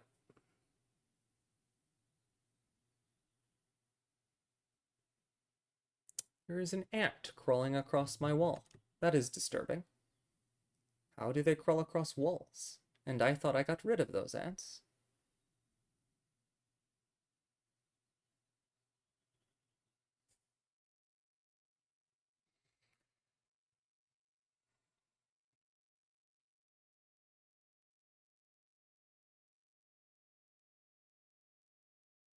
Sorry, I'm just distracted by this ant. I'm trying to figure out where it came from and how it got here. And hopefully there are not more of them where that came from. There always are. All right, I'm going to focus on the game and deal with that later. So Turtonator has decided to attack. And it's done massive damage to this Decidueye. Decidueye will be able to finish it off. The question is whether or not a Charizard will come in before Decidueye can finish this. So yeah, it's just a sweep contest. Can you sweep before Charizard comes online? If yes, you win. If no, you lose. That's it. Just can you sweep in time? They're doing some math, looking at the cards, seeing what's left.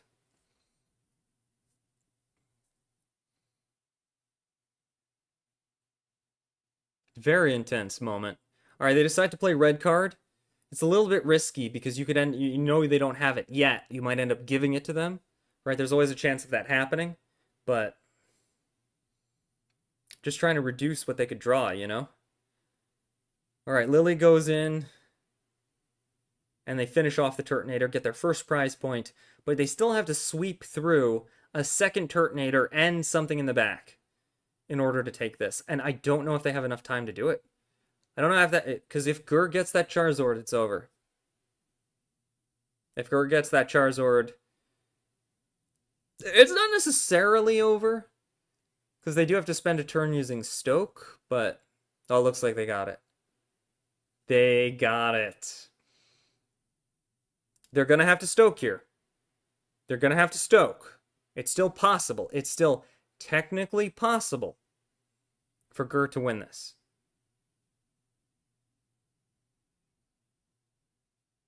It's still possible. Still got a chance.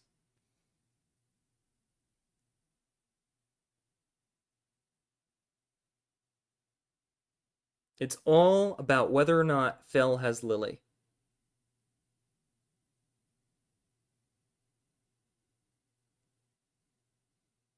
All right, that's going to do 80 damage. A Cape will make Charizard able to take one more hit. Cape or Lily. But if Fel doesn't have either, Gur has managed to do the impossible. Even if Charizard retreats, it's gone, because Decidueye can attack you on the bench. It's got to be Cape or Lily. Cape or Lily wins. You don't have Cape or Lily, you're done. Only 5 cards left in their deck.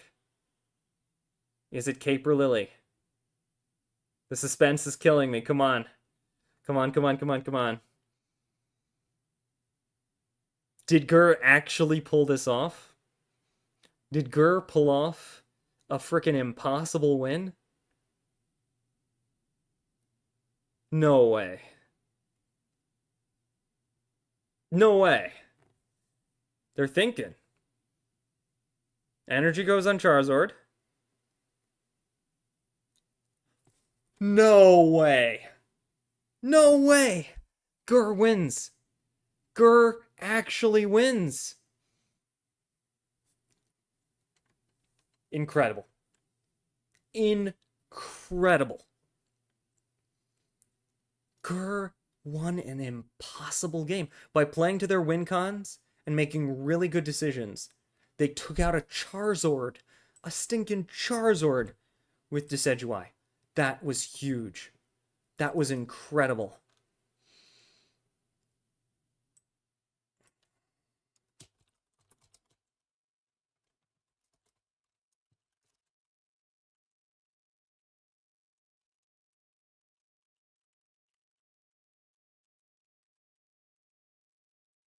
Alright, I'm going to change the format a little bit of these names to make it a little easier to see. Carlo won games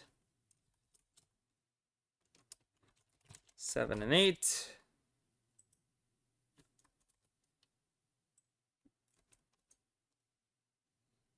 Mewtwo won games 1, 2, and 4.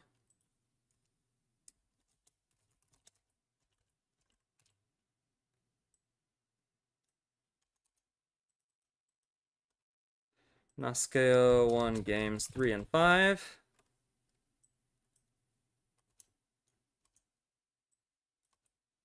Lotus won game 6. There we go. Okay, now it can fit a little bit better in the space that we have. I'll be right back. I'm gonna just check real quick where that ant ran off to before the next game starts.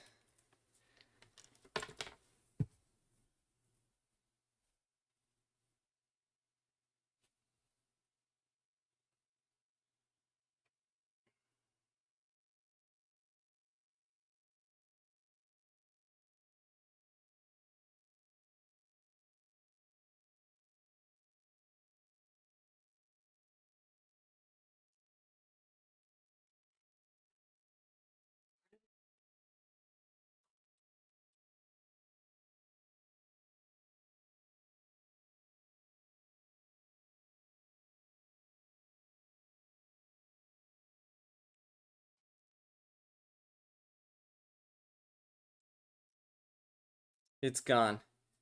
I swear ants are like interdimensional creatures or something. Alright, we're on to the next game. And it looks like... Ooh. It looks like they've decided to use their replay, if I'm not mistaken. So by the power of their replay, they have the ability to replay the same deck. And I think that they've actually used their replay here. Yeah, I see in chat S0 is talking about it. It seems like they replayed. So a replay is a special thing you can only do once. And as a result of that, you can play the same deck again instead of the deck that is normally your second deck. So this means that Fel has decided to give up and sacrifice their second deck in exchange for playing Charmander Turtonator again. They're that convinced that Charmander Turtonator is the right call. And I don't blame them. I think it's the right call too. I have no idea how the heck Gura managed to pull off that last game. That's incredible. Incredible. But yeah, it's going to be extremely challenging. Extremely challenging to do it again. So I think they made the right decision, especially since Gur started Rowlet, which is the worst start for this deck.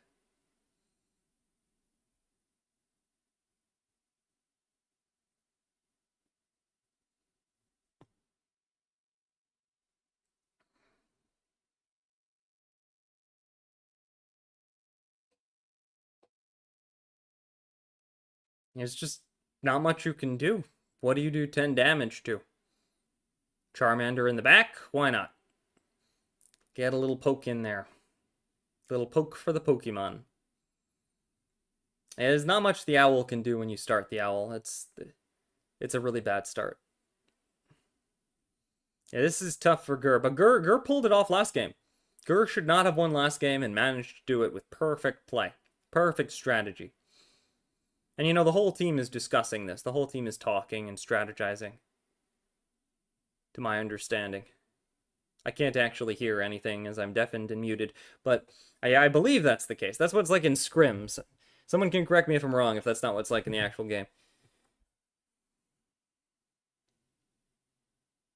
Oh no, Kawe strikes again. Turtonator's powered up, Charmander has energy. This is looking pretty rough for Gur right now. There's just no time to get the Litten up and running. Sorry, not the Litten, the wrong cat. The Sprigatito. Yeah, that's the cat's name. I'm pretty sure. 10 out of 10. Sprigatito. Sprigato? Sprigatito? One of those two.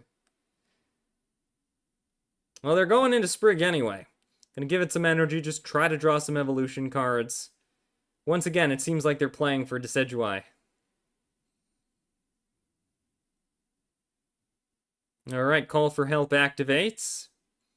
And they get another baby cat. Not the worst thing you could draw, but not particularly helpful under the circumstances. Another Turtonator goes down. It's a full squad of Fire-type Pokemon. If multiple Crows are a murder, or multiple Fire-type Pokemon a flame, an inflammation, that makes them sound like a disease. An inflammation of Charmanders. To treat it, you should go to Professor Oak and Nurse Joy.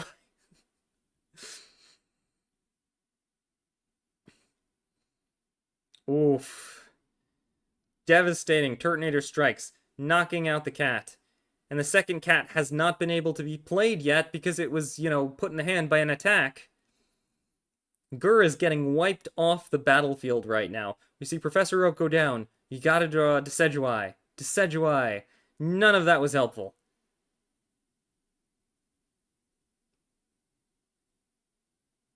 This is a dead card, basically. It does nothing but shuffle your deck.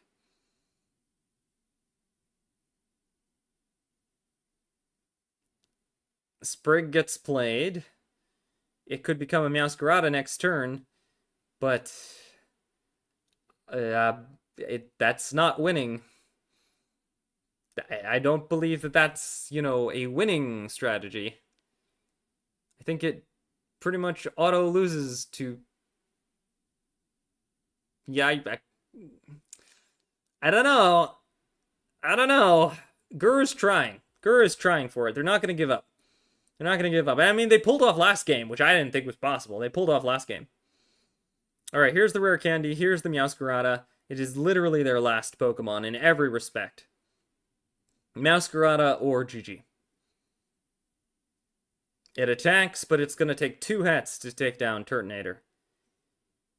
Now, the one weakness of Turtonator is that while it's attacking, you're not putting energy on your other Pokemon. But it's still happy to do 110 damage.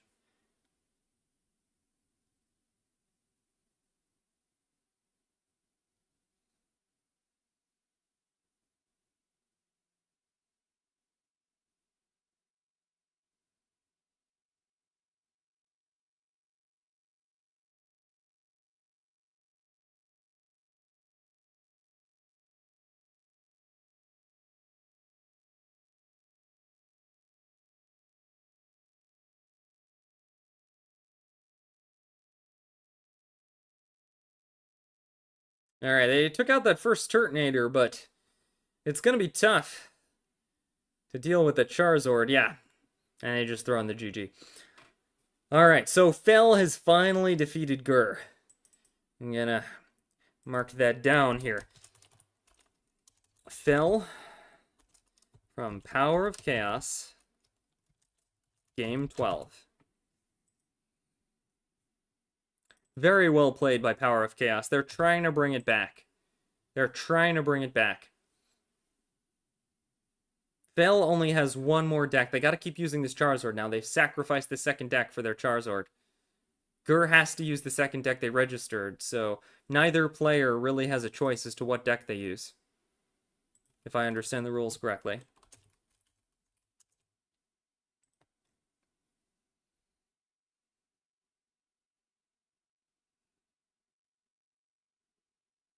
It all comes down to this. Or does it? Yeah, no, it's going to be Gur versus Fel again, and Gur will be using a new deck. They're going to be using their the second deck they registered. From the looks of it, it's like a Froakie Tapu Lele deck. That's kind of cool. That could be really good against Charizard, actually. Tapu Lele does 100 damage to a fully stoked Charizard.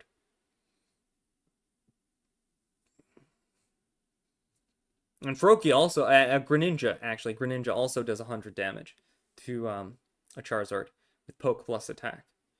So, you know, they got some options. Definitely some options.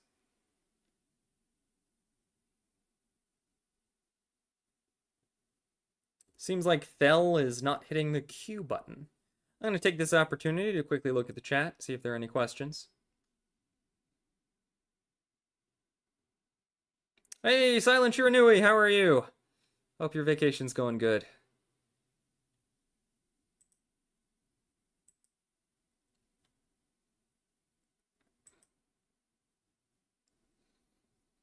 And for anyone who's just joining us, this is the Global Gym Battles. We're taking a look at Squad Zero versus Power of Chaos.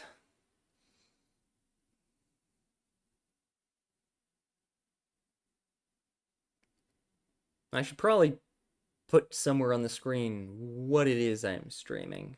Maybe. Somewhere.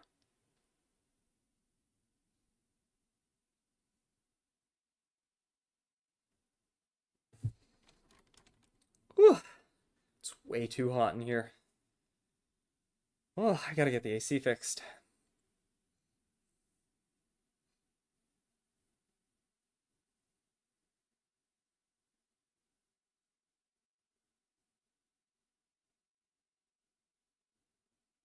Alright, Fel versus Gur. Game 2. Ooh, Gur's got a Giratina. It seems like they're running the Froakie Lele deck that has a Giratina. Very nice. Probably dual energy with Psychic. Yeah, it's gotta be, I think, because the Lele. You're either running pure Psychic or Water Psychic. It's a cool deck.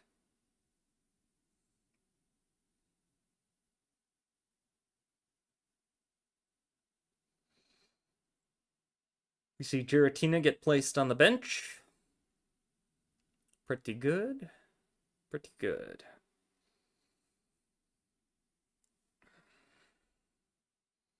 You know, I heard someone say that the new packs that are released are going to have like Ultra Beasts or something. I don't know if that's true, but I am very excited. I'm saving hourglasses again. I saved up 1,000 hourglasses for Celestial Guardians, and it still took a while to get all the EXs. I think I'm going to have probably like 500 or 600, maybe 700 by the time the next set comes out. So not quite as much, but still pretty good.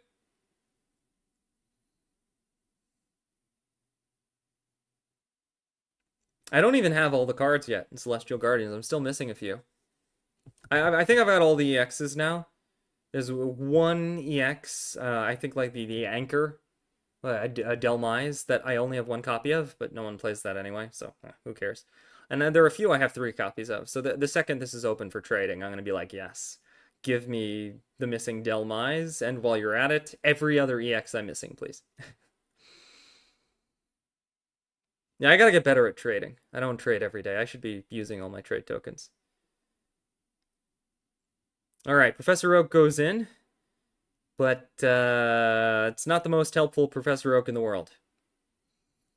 Now you're fighting Charmanders and Turtonators, so you really want to start swinging. The question is, do you start with, Froakie? Do you put the Psychic Energy on Froakie, deal half of Charmander's health?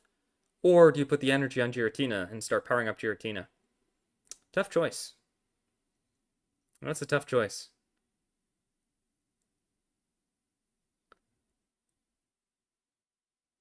It's tough,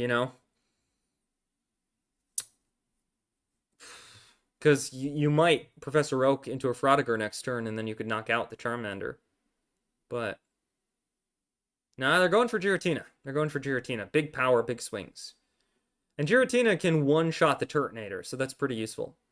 If you get Giratina online somehow before they get Charizard, you could just sweep them with Giratina. It'd be fantastic.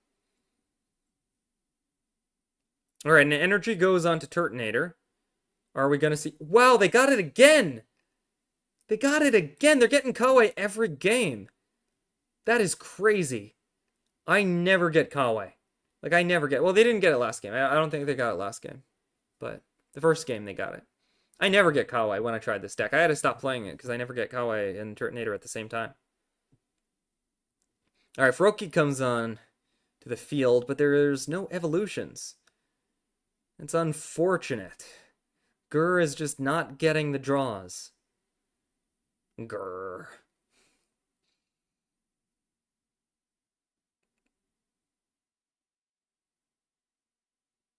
Alright. Yeah, they only have 3 cards, 12 in deck. It's not worth Marsing right now. Giratina's gonna bellow. That means Giratina can come onto the field and start swinging next turn, which is pretty good. It's pretty good. We might see Charmander retreat for Turtonator. Turtonator could knock out Froakie and then turn Giratina into a second win con. It would result in Turtonator being knocked out by Giratina, but it could also mean that Charizard wins. I don't know. Personally, I'm not sure. If you're the Turtonator player, your win con is knock out Giratina, basically. And the question is, how do you best do that, right?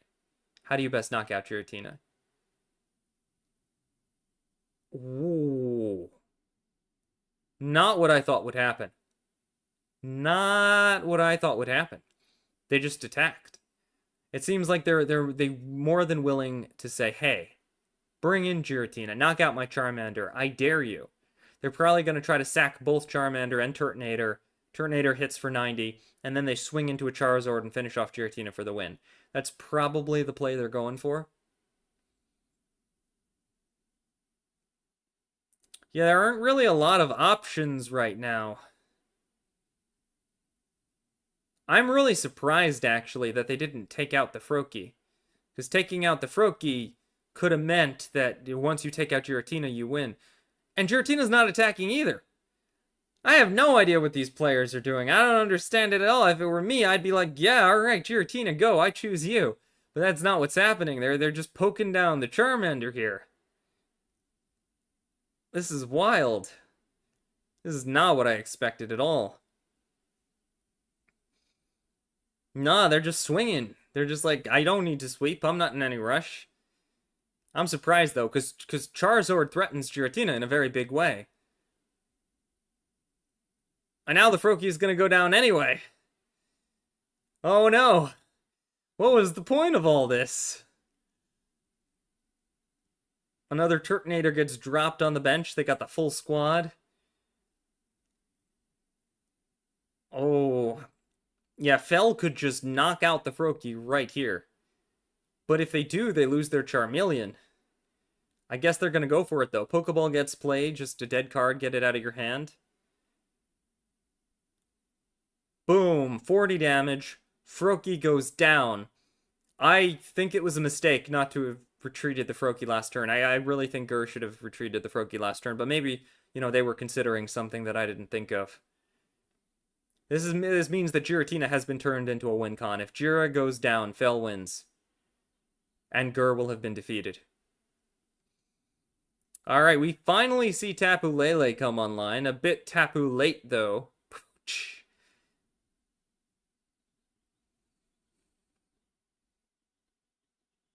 Sorry, I got a notification. It's not particularly relevant. I thought it was for a second. It took me a minute because it was in French, and I was like, why am I having trouble parsing this? Oh yeah, wrong language. My French is not that good. Alright, Tapu Lele goes down.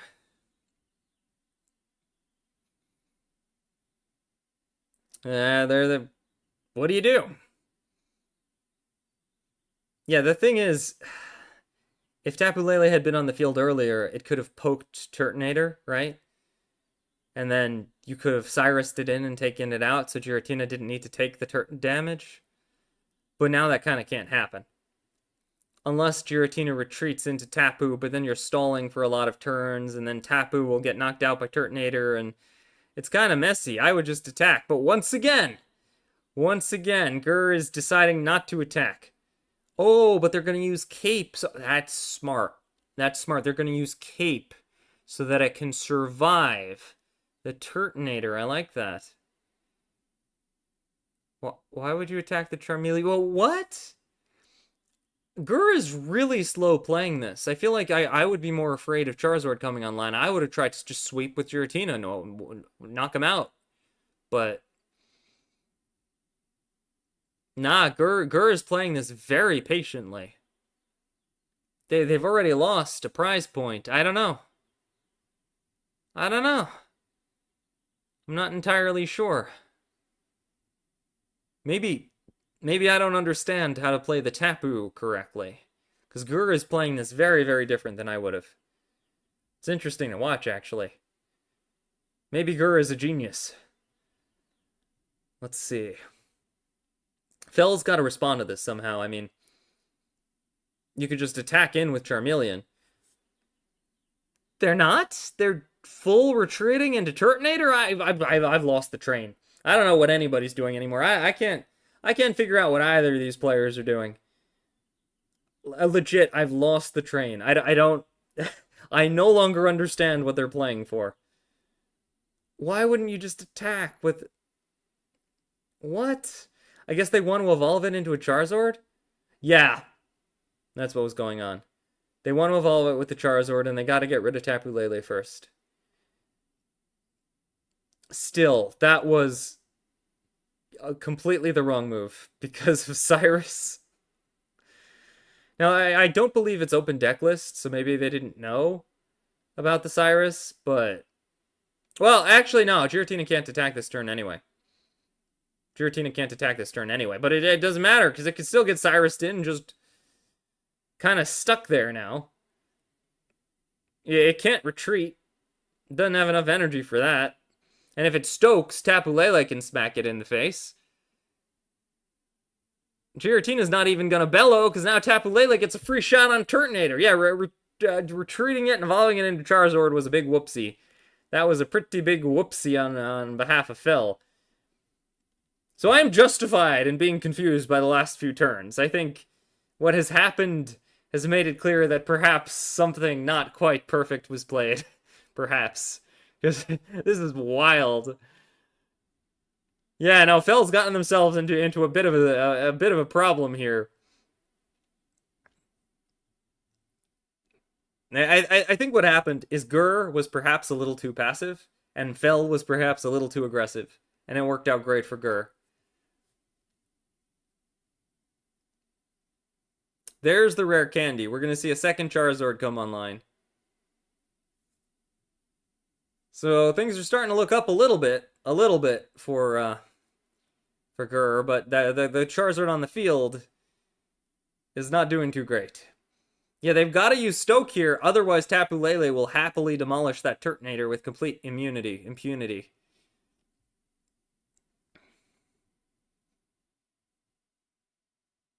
Yeah, they're thinking about Pokecom here, trying to get the Greninja up and running. It's kind of funny, all game, they just haven't been able to draw that Greninja. I will trade you... Trade offer! I give you Tapu Lele, you give me a Giratina. The trade offer did not go through, it seems. Alright, Tapu Lele is going to go for very easy retreat into Giratina, and Giratina is going to take out the Charizard here.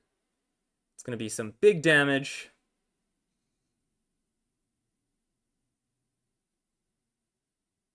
In just a moment. Any day now, it'll be some big damage.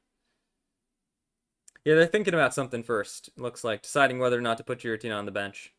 Seems like they decided on doing it. I'm not sure why. Maybe it's just hand thinning.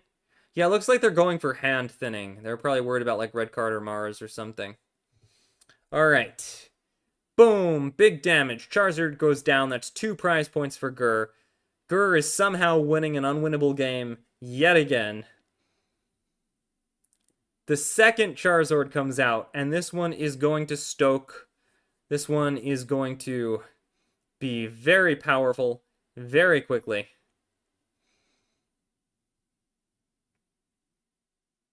And I believe Gur has just won the game. Because Tapu Lele attacked that Turtonator before, it is now a Cyrus target. And Giratina can finish it off for the win. Gur has just won 4 games. Gur has defeated 2 members of Power of Chaos. That is so fire. Oh my goodness. Gur does it again. Gur does it again, winning another unwinnable, impossible game for Squad Zero. Gur is so good right now. Gur is on fire, and I'm not just saying that because they keep fighting a Charizard deck. Wow. That's wild. That's wild. I have no idea how Gur did that. That's just incredible. That's just incredible. There is only 1 member left on the side of Power of Chaos. That's it. Just 1 person left. And they will have to defeat Gur's final deck and 2 additional members of Squad Zero in order to win. It is not looking good for Power of Chaos right now. That 3-deck lead is so powerful. Squad Zero is showing their domination. Just give me a second to check something real quick before we get into the next game. Looking good, looking good.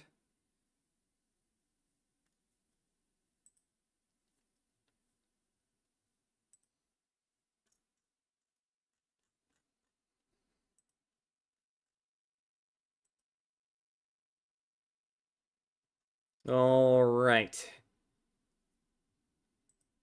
Gonna put the next game on the screen there. And it seems like they're just waiting for their opponent. Hopefully we'll see them in just a second. I'm still keeping an eye out for that mysterious ant. It was serious. It was crawling on a wall, like legitimately a wall, 90 degrees. I don't. Ants are magical. Ants are magical. I don't know how else to say it. I don't know where the heck it came from. I don't know where the heck it went. And I don't know how it can scale walls like Spider-Man. Ant-Man. Why does Ant-Man not scale walls? Wait a minute. Shouldn't Ant-Man scale walls? Better than Spider-Man? Hold on. I'm thinking about this. Shouldn't Ant-Man be better at scaling walls than Spider-Man? I mean, I've never seen a spider scale a completely vertical wall that easily before. I don't know. Maybe they're just sneakier about it, but these are the questions. These are the questions we ask ourselves every day.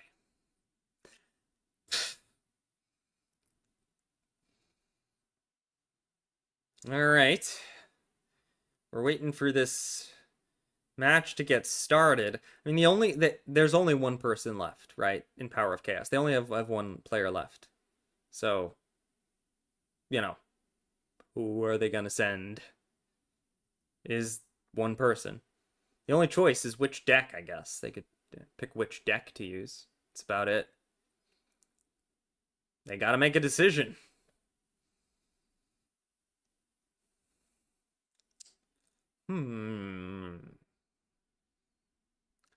Well, while we're waiting, let me ask you a question. It's good. It started. I did not have a question to ask. It's very hot in this room. Have mercy on me. I don't know why I decided to wear long sleeves and a hat to stream. They match, and I was like, I don't have another outfit. Anyway, we're getting into the game. So, all right, we starting with Tapu Lele. That's a lot better than last game. Well, better or worse, it's hard to say, but Tapu Lele is pretty good to start with. And it looks like it's going to be a fighting deck. It's kind of interesting. Which fighting deck is the question? Is this going to be Luke Ramp, or is this going to be Gara Ramp? Okay, it's Gara Ramp. It's Garchomp Rampardos deck. So, Tapu Lele. Is that the fighting Gible? I can't tell. If that's the fighting Gible, Tapu Lele will be super effective. No, nope, it is the fighting Gible, but it's the ground fighting Gible, so it's weak to grass. So Tapu Lele will not be super effective. Yeah, Tapu Lele actually won't be very useful in this matchup. Yeah. Gurr is once again in trouble, but I've said that so many times. How many times have I said Gurr is in trouble, and Gurr manages to keep winning and winning and winning?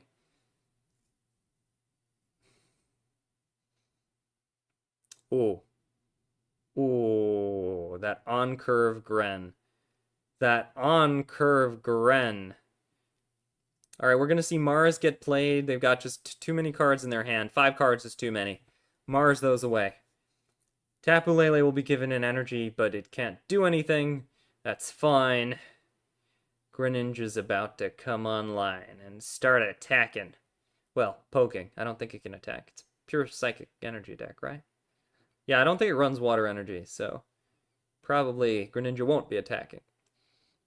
It'll be poking. Alright, Gible gets a little bit of energy. Drops some damage onto Tapu Lele. Wow.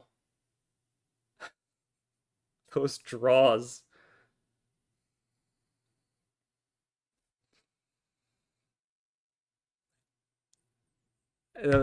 Those are some draws. I'll say that. Those are definitely some draws. Alright. Obviously, poke on the fossil. Try to take out the fossil before it evolves, and Tapu Lele attacks the Gible. Good combos, but you really need that Giratina to come online, because if that Gible evolves, it's game over. If that Gible evolves, Garchomp can come in, just take out Tapu Lele, and start going to town, so... It all depends on whether or not Gurr's opponent... Who is Gurr's opponent? Daynunx. How do I pronounce that? Daynunx. Daynunx. Whether or not Daynunx can get an evolution in time.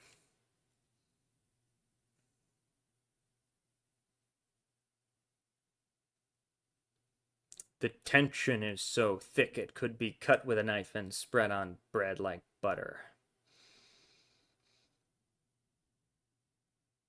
I wonder what tension bread would taste like. Probably marmalade. Alright, Gible attacks. Does 20 damage. And that means the fossil... Oh, the fossil was discarded and replaced with another fossil. That's low-key hilarious.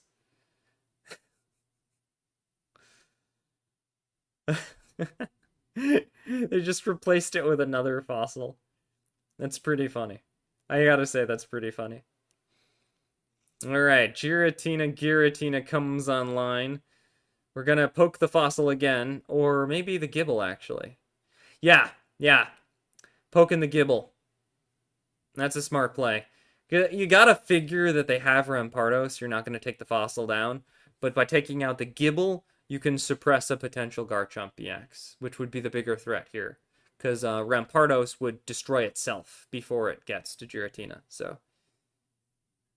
Very smart play. Taking out the Gible there. Definitely agree. Well played by Gurr and team.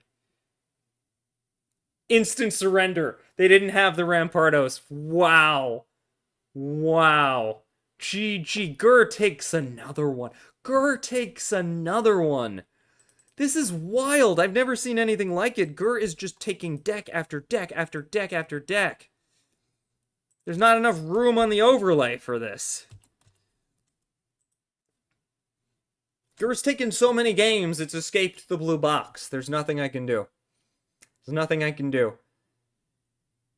Squad Zero needs one more win. They need one more win. Oh my goodness. This is wild. This is just insane.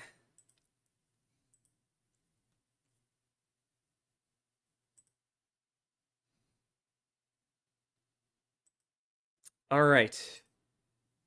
Well, we're just waiting for what I think could very well be the final game.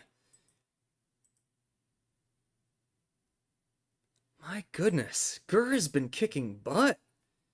Is Gur gonna take another one? 9-5. This is looking really good for Squad Zero. This is looking indomitable for Squad Zero.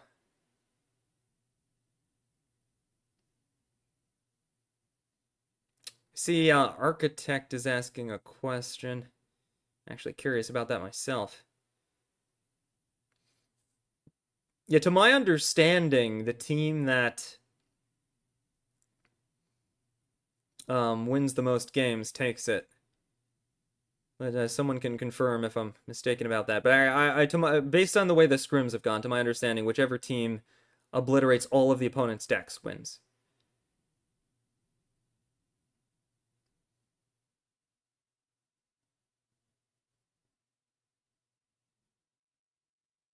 Though apparently wins and losses all affect standings.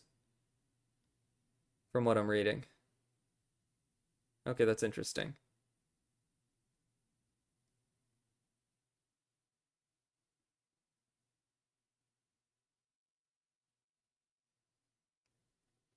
Alright, so Gur gets a Tapu Lele start again. Tapu Lele is a very good start with this deck.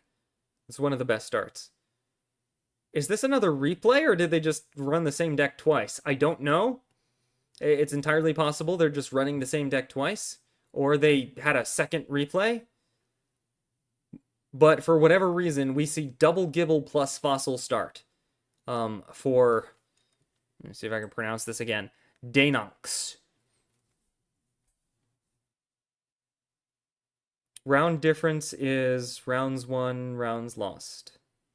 Okay, so the standing is based on wins, losses, and round difference. Alright, that's interesting. So generally you want to win as many times as possible and lose as few as possible, which makes sense. We see Professor Oak. Daynonx is popping off right here. They've gotten all the cards they need. They've got all of their basics. They've got the Fossil down. And since they've gone first, there are no energies, so Tapu Lele can't do any damage. This looks pretty scary, actually, for Gur. But how many times have I said that? How many times have I said this looks scary for Gur? And Gur has won every single game. They've dropped one, I think. And they've won 1, 2, 3. Right? Gur has won 5 games. Gur has over half of Squad Zero's wins. Seriously, Gur has over half of Squad Zero's wins right now. This is crazy. Giratina has 2 energies. That's pretty big. That means Giratina is set up and ready to go, like, next turn. 2 turns, in 2 turns. A second Oak was played for Daynonx, though, so Daynonx might well be able to evolve one of its stage 2s and start doing some epic damage here.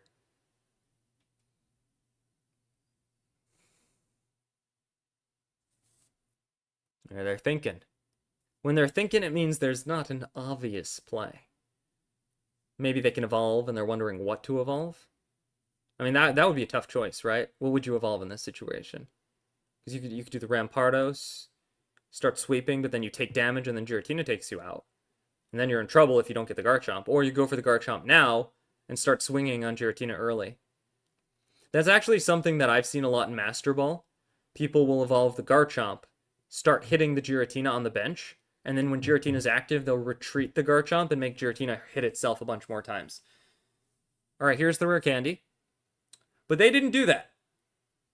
Daynonx did not do that. They went for the backline instead. Maybe they didn't have the Garchomp, or they didn't want to bring out the Garchomp yet. If it were me, though, I would have gone for the Garchomp here and start swinging at Giratina.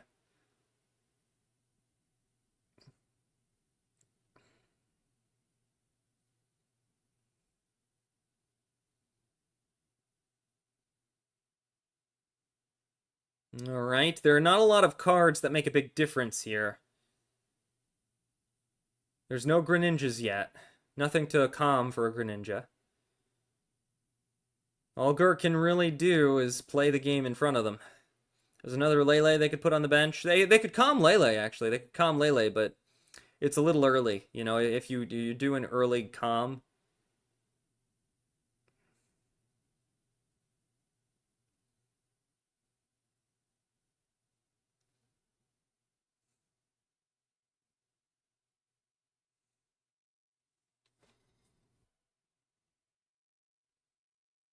Very nice. Very nice. All right, Giratina's ready to go. Giratina could come online, start swinging next turn. That Rampardos in the back, though, could be held in reserve. Like, what you could do is you could keep attacking with Gible, and then if Giratina comes in and knocks out Gible, you bring in Rampardos, take out Giratina. That is an option. Rampardos is a good deterrent for Giratina. And making sure the ant didn't get under me somehow. I'm like getting paranoid. I don't know where that ant went. It could be anywhere. And for a second, I thought I felt something near my foot, and I was like, ah, uh-oh.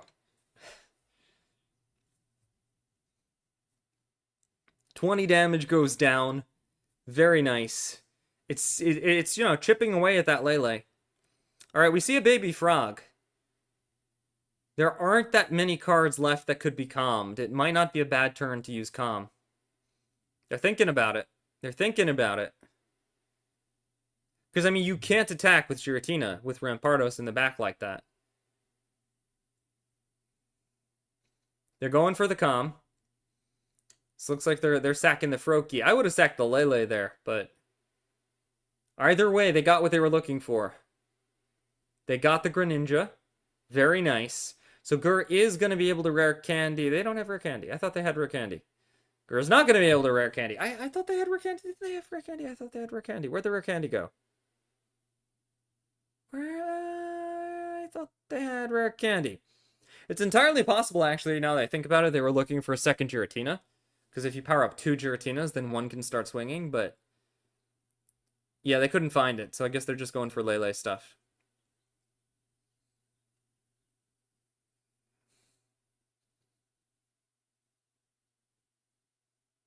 Alright, yeah.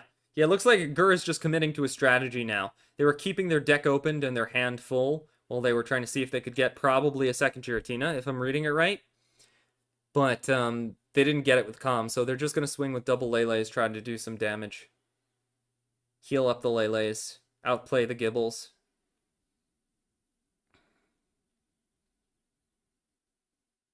I don't know, this is a slow strategy. Gur really likes these very slow, very patient strategies, and who am I to judge? It seems to be working for them. But I would be worried about Garchomp EX coming online.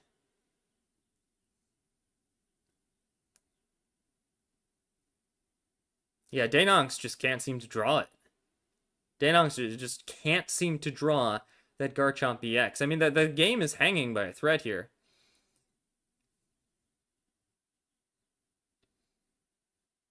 All right, putting energy on the back Gible. It's a little bit risky because, you know, now it's a Tapu Lele target. There's the second Giratina. A little bit late now. It's impossible to play it under the current circumstances. There's no room on the bench.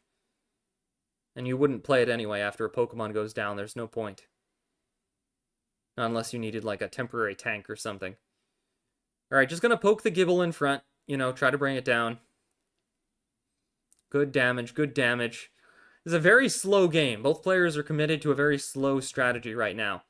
Giratina can't come in because of the Cranidos, and Cranidos can't come in because of the Giratina. Neither can live while the other survives. So, they both have to just sit on the bench and be patient. This is a bit of an obscure reference that no one is going to get. But it's kind of like wars fought in Ivan Kahl novels, where it's like the most powerful people have to wait in the back. Though they never do. Though they're supposed to. I don't know. Never mind. Really, really obscure reference. And I'm not recommending that author either. It just made me think of it for a second. Like the idea where, you know, you have these super powerful people, but they don't want to be the first on the battlefield. Because if they use their powerful abilities, and then they'll get wrecked by the other powerful person. So they just kind of wait in the back. You know? Actually, that's pretty much every shonen ever, now that I think about it. The hero arrives last. You know, the hero is always last to the fight, so that they can be the hero. Wow, extra energy added to Giratina. That's a choice. Maybe prep to retreat it out? Possibly? Hovering on that Mars, thinking about Mars. Yeah, they got a lot of cards in their hand. 6 cards. Oh, that's good Mars. That's good Mars. You drop 3 cards from their hand. That's pretty good. All right, Tapu Lele is just going to finish off this Gible. Just knock it out.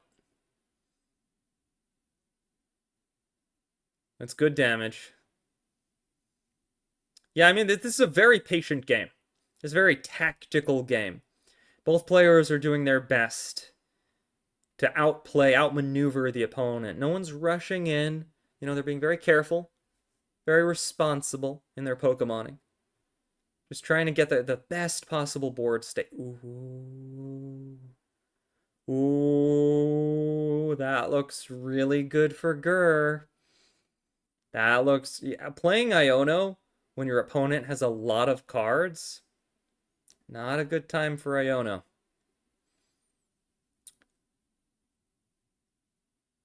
Ooh. Yeah, I don't hate the play. I feel like they kind of had to there. So Rampardos is in. Destroy Tapu Lele. Took a lot of counterattack damage. Giratina kind of has to come in now. It's like you kind of have to. It's the only thing that's taking out that Rampardos, and it's just going to keep slaying your Pokemon unless you do something. So Giratina had to come in. It's going to have to attack Rampardos. But that Gible has no energy. And the Frog is coming online. This is looking amazing for Gur. I think Gur is going to add yet another game to that very long comma-separated list. Just putting a 6th energy on Giratina. How many energy do you need? Just all the energy. It doesn't do more damage when you add more energy. That is crazy. There's 6 energy on this Giratina. Oh.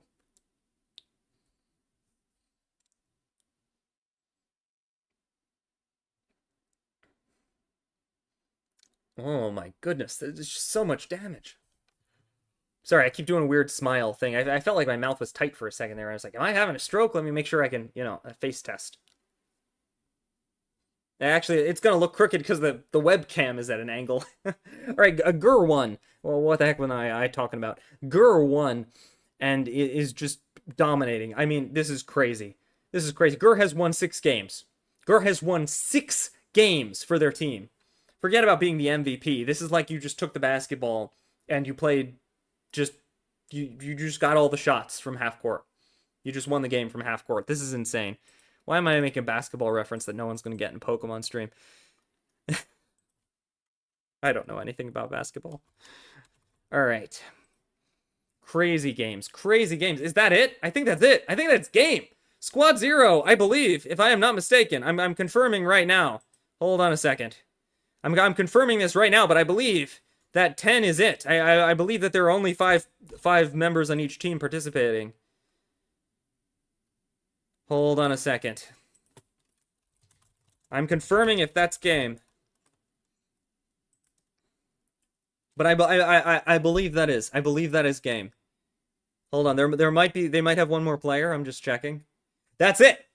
That's it. Squad 0 game set match has completely dominated, winning against Power of Chaos 10-5, largely due to Gur's indomitable and unstoppable ability to seemingly beat decks in positions that should be at an incredible disadvantage. I have no idea how Gur managed to pull any of this off. We were watching it, and I still don't know. That Decidueye game, those Charizard games, they're still blowing my mind.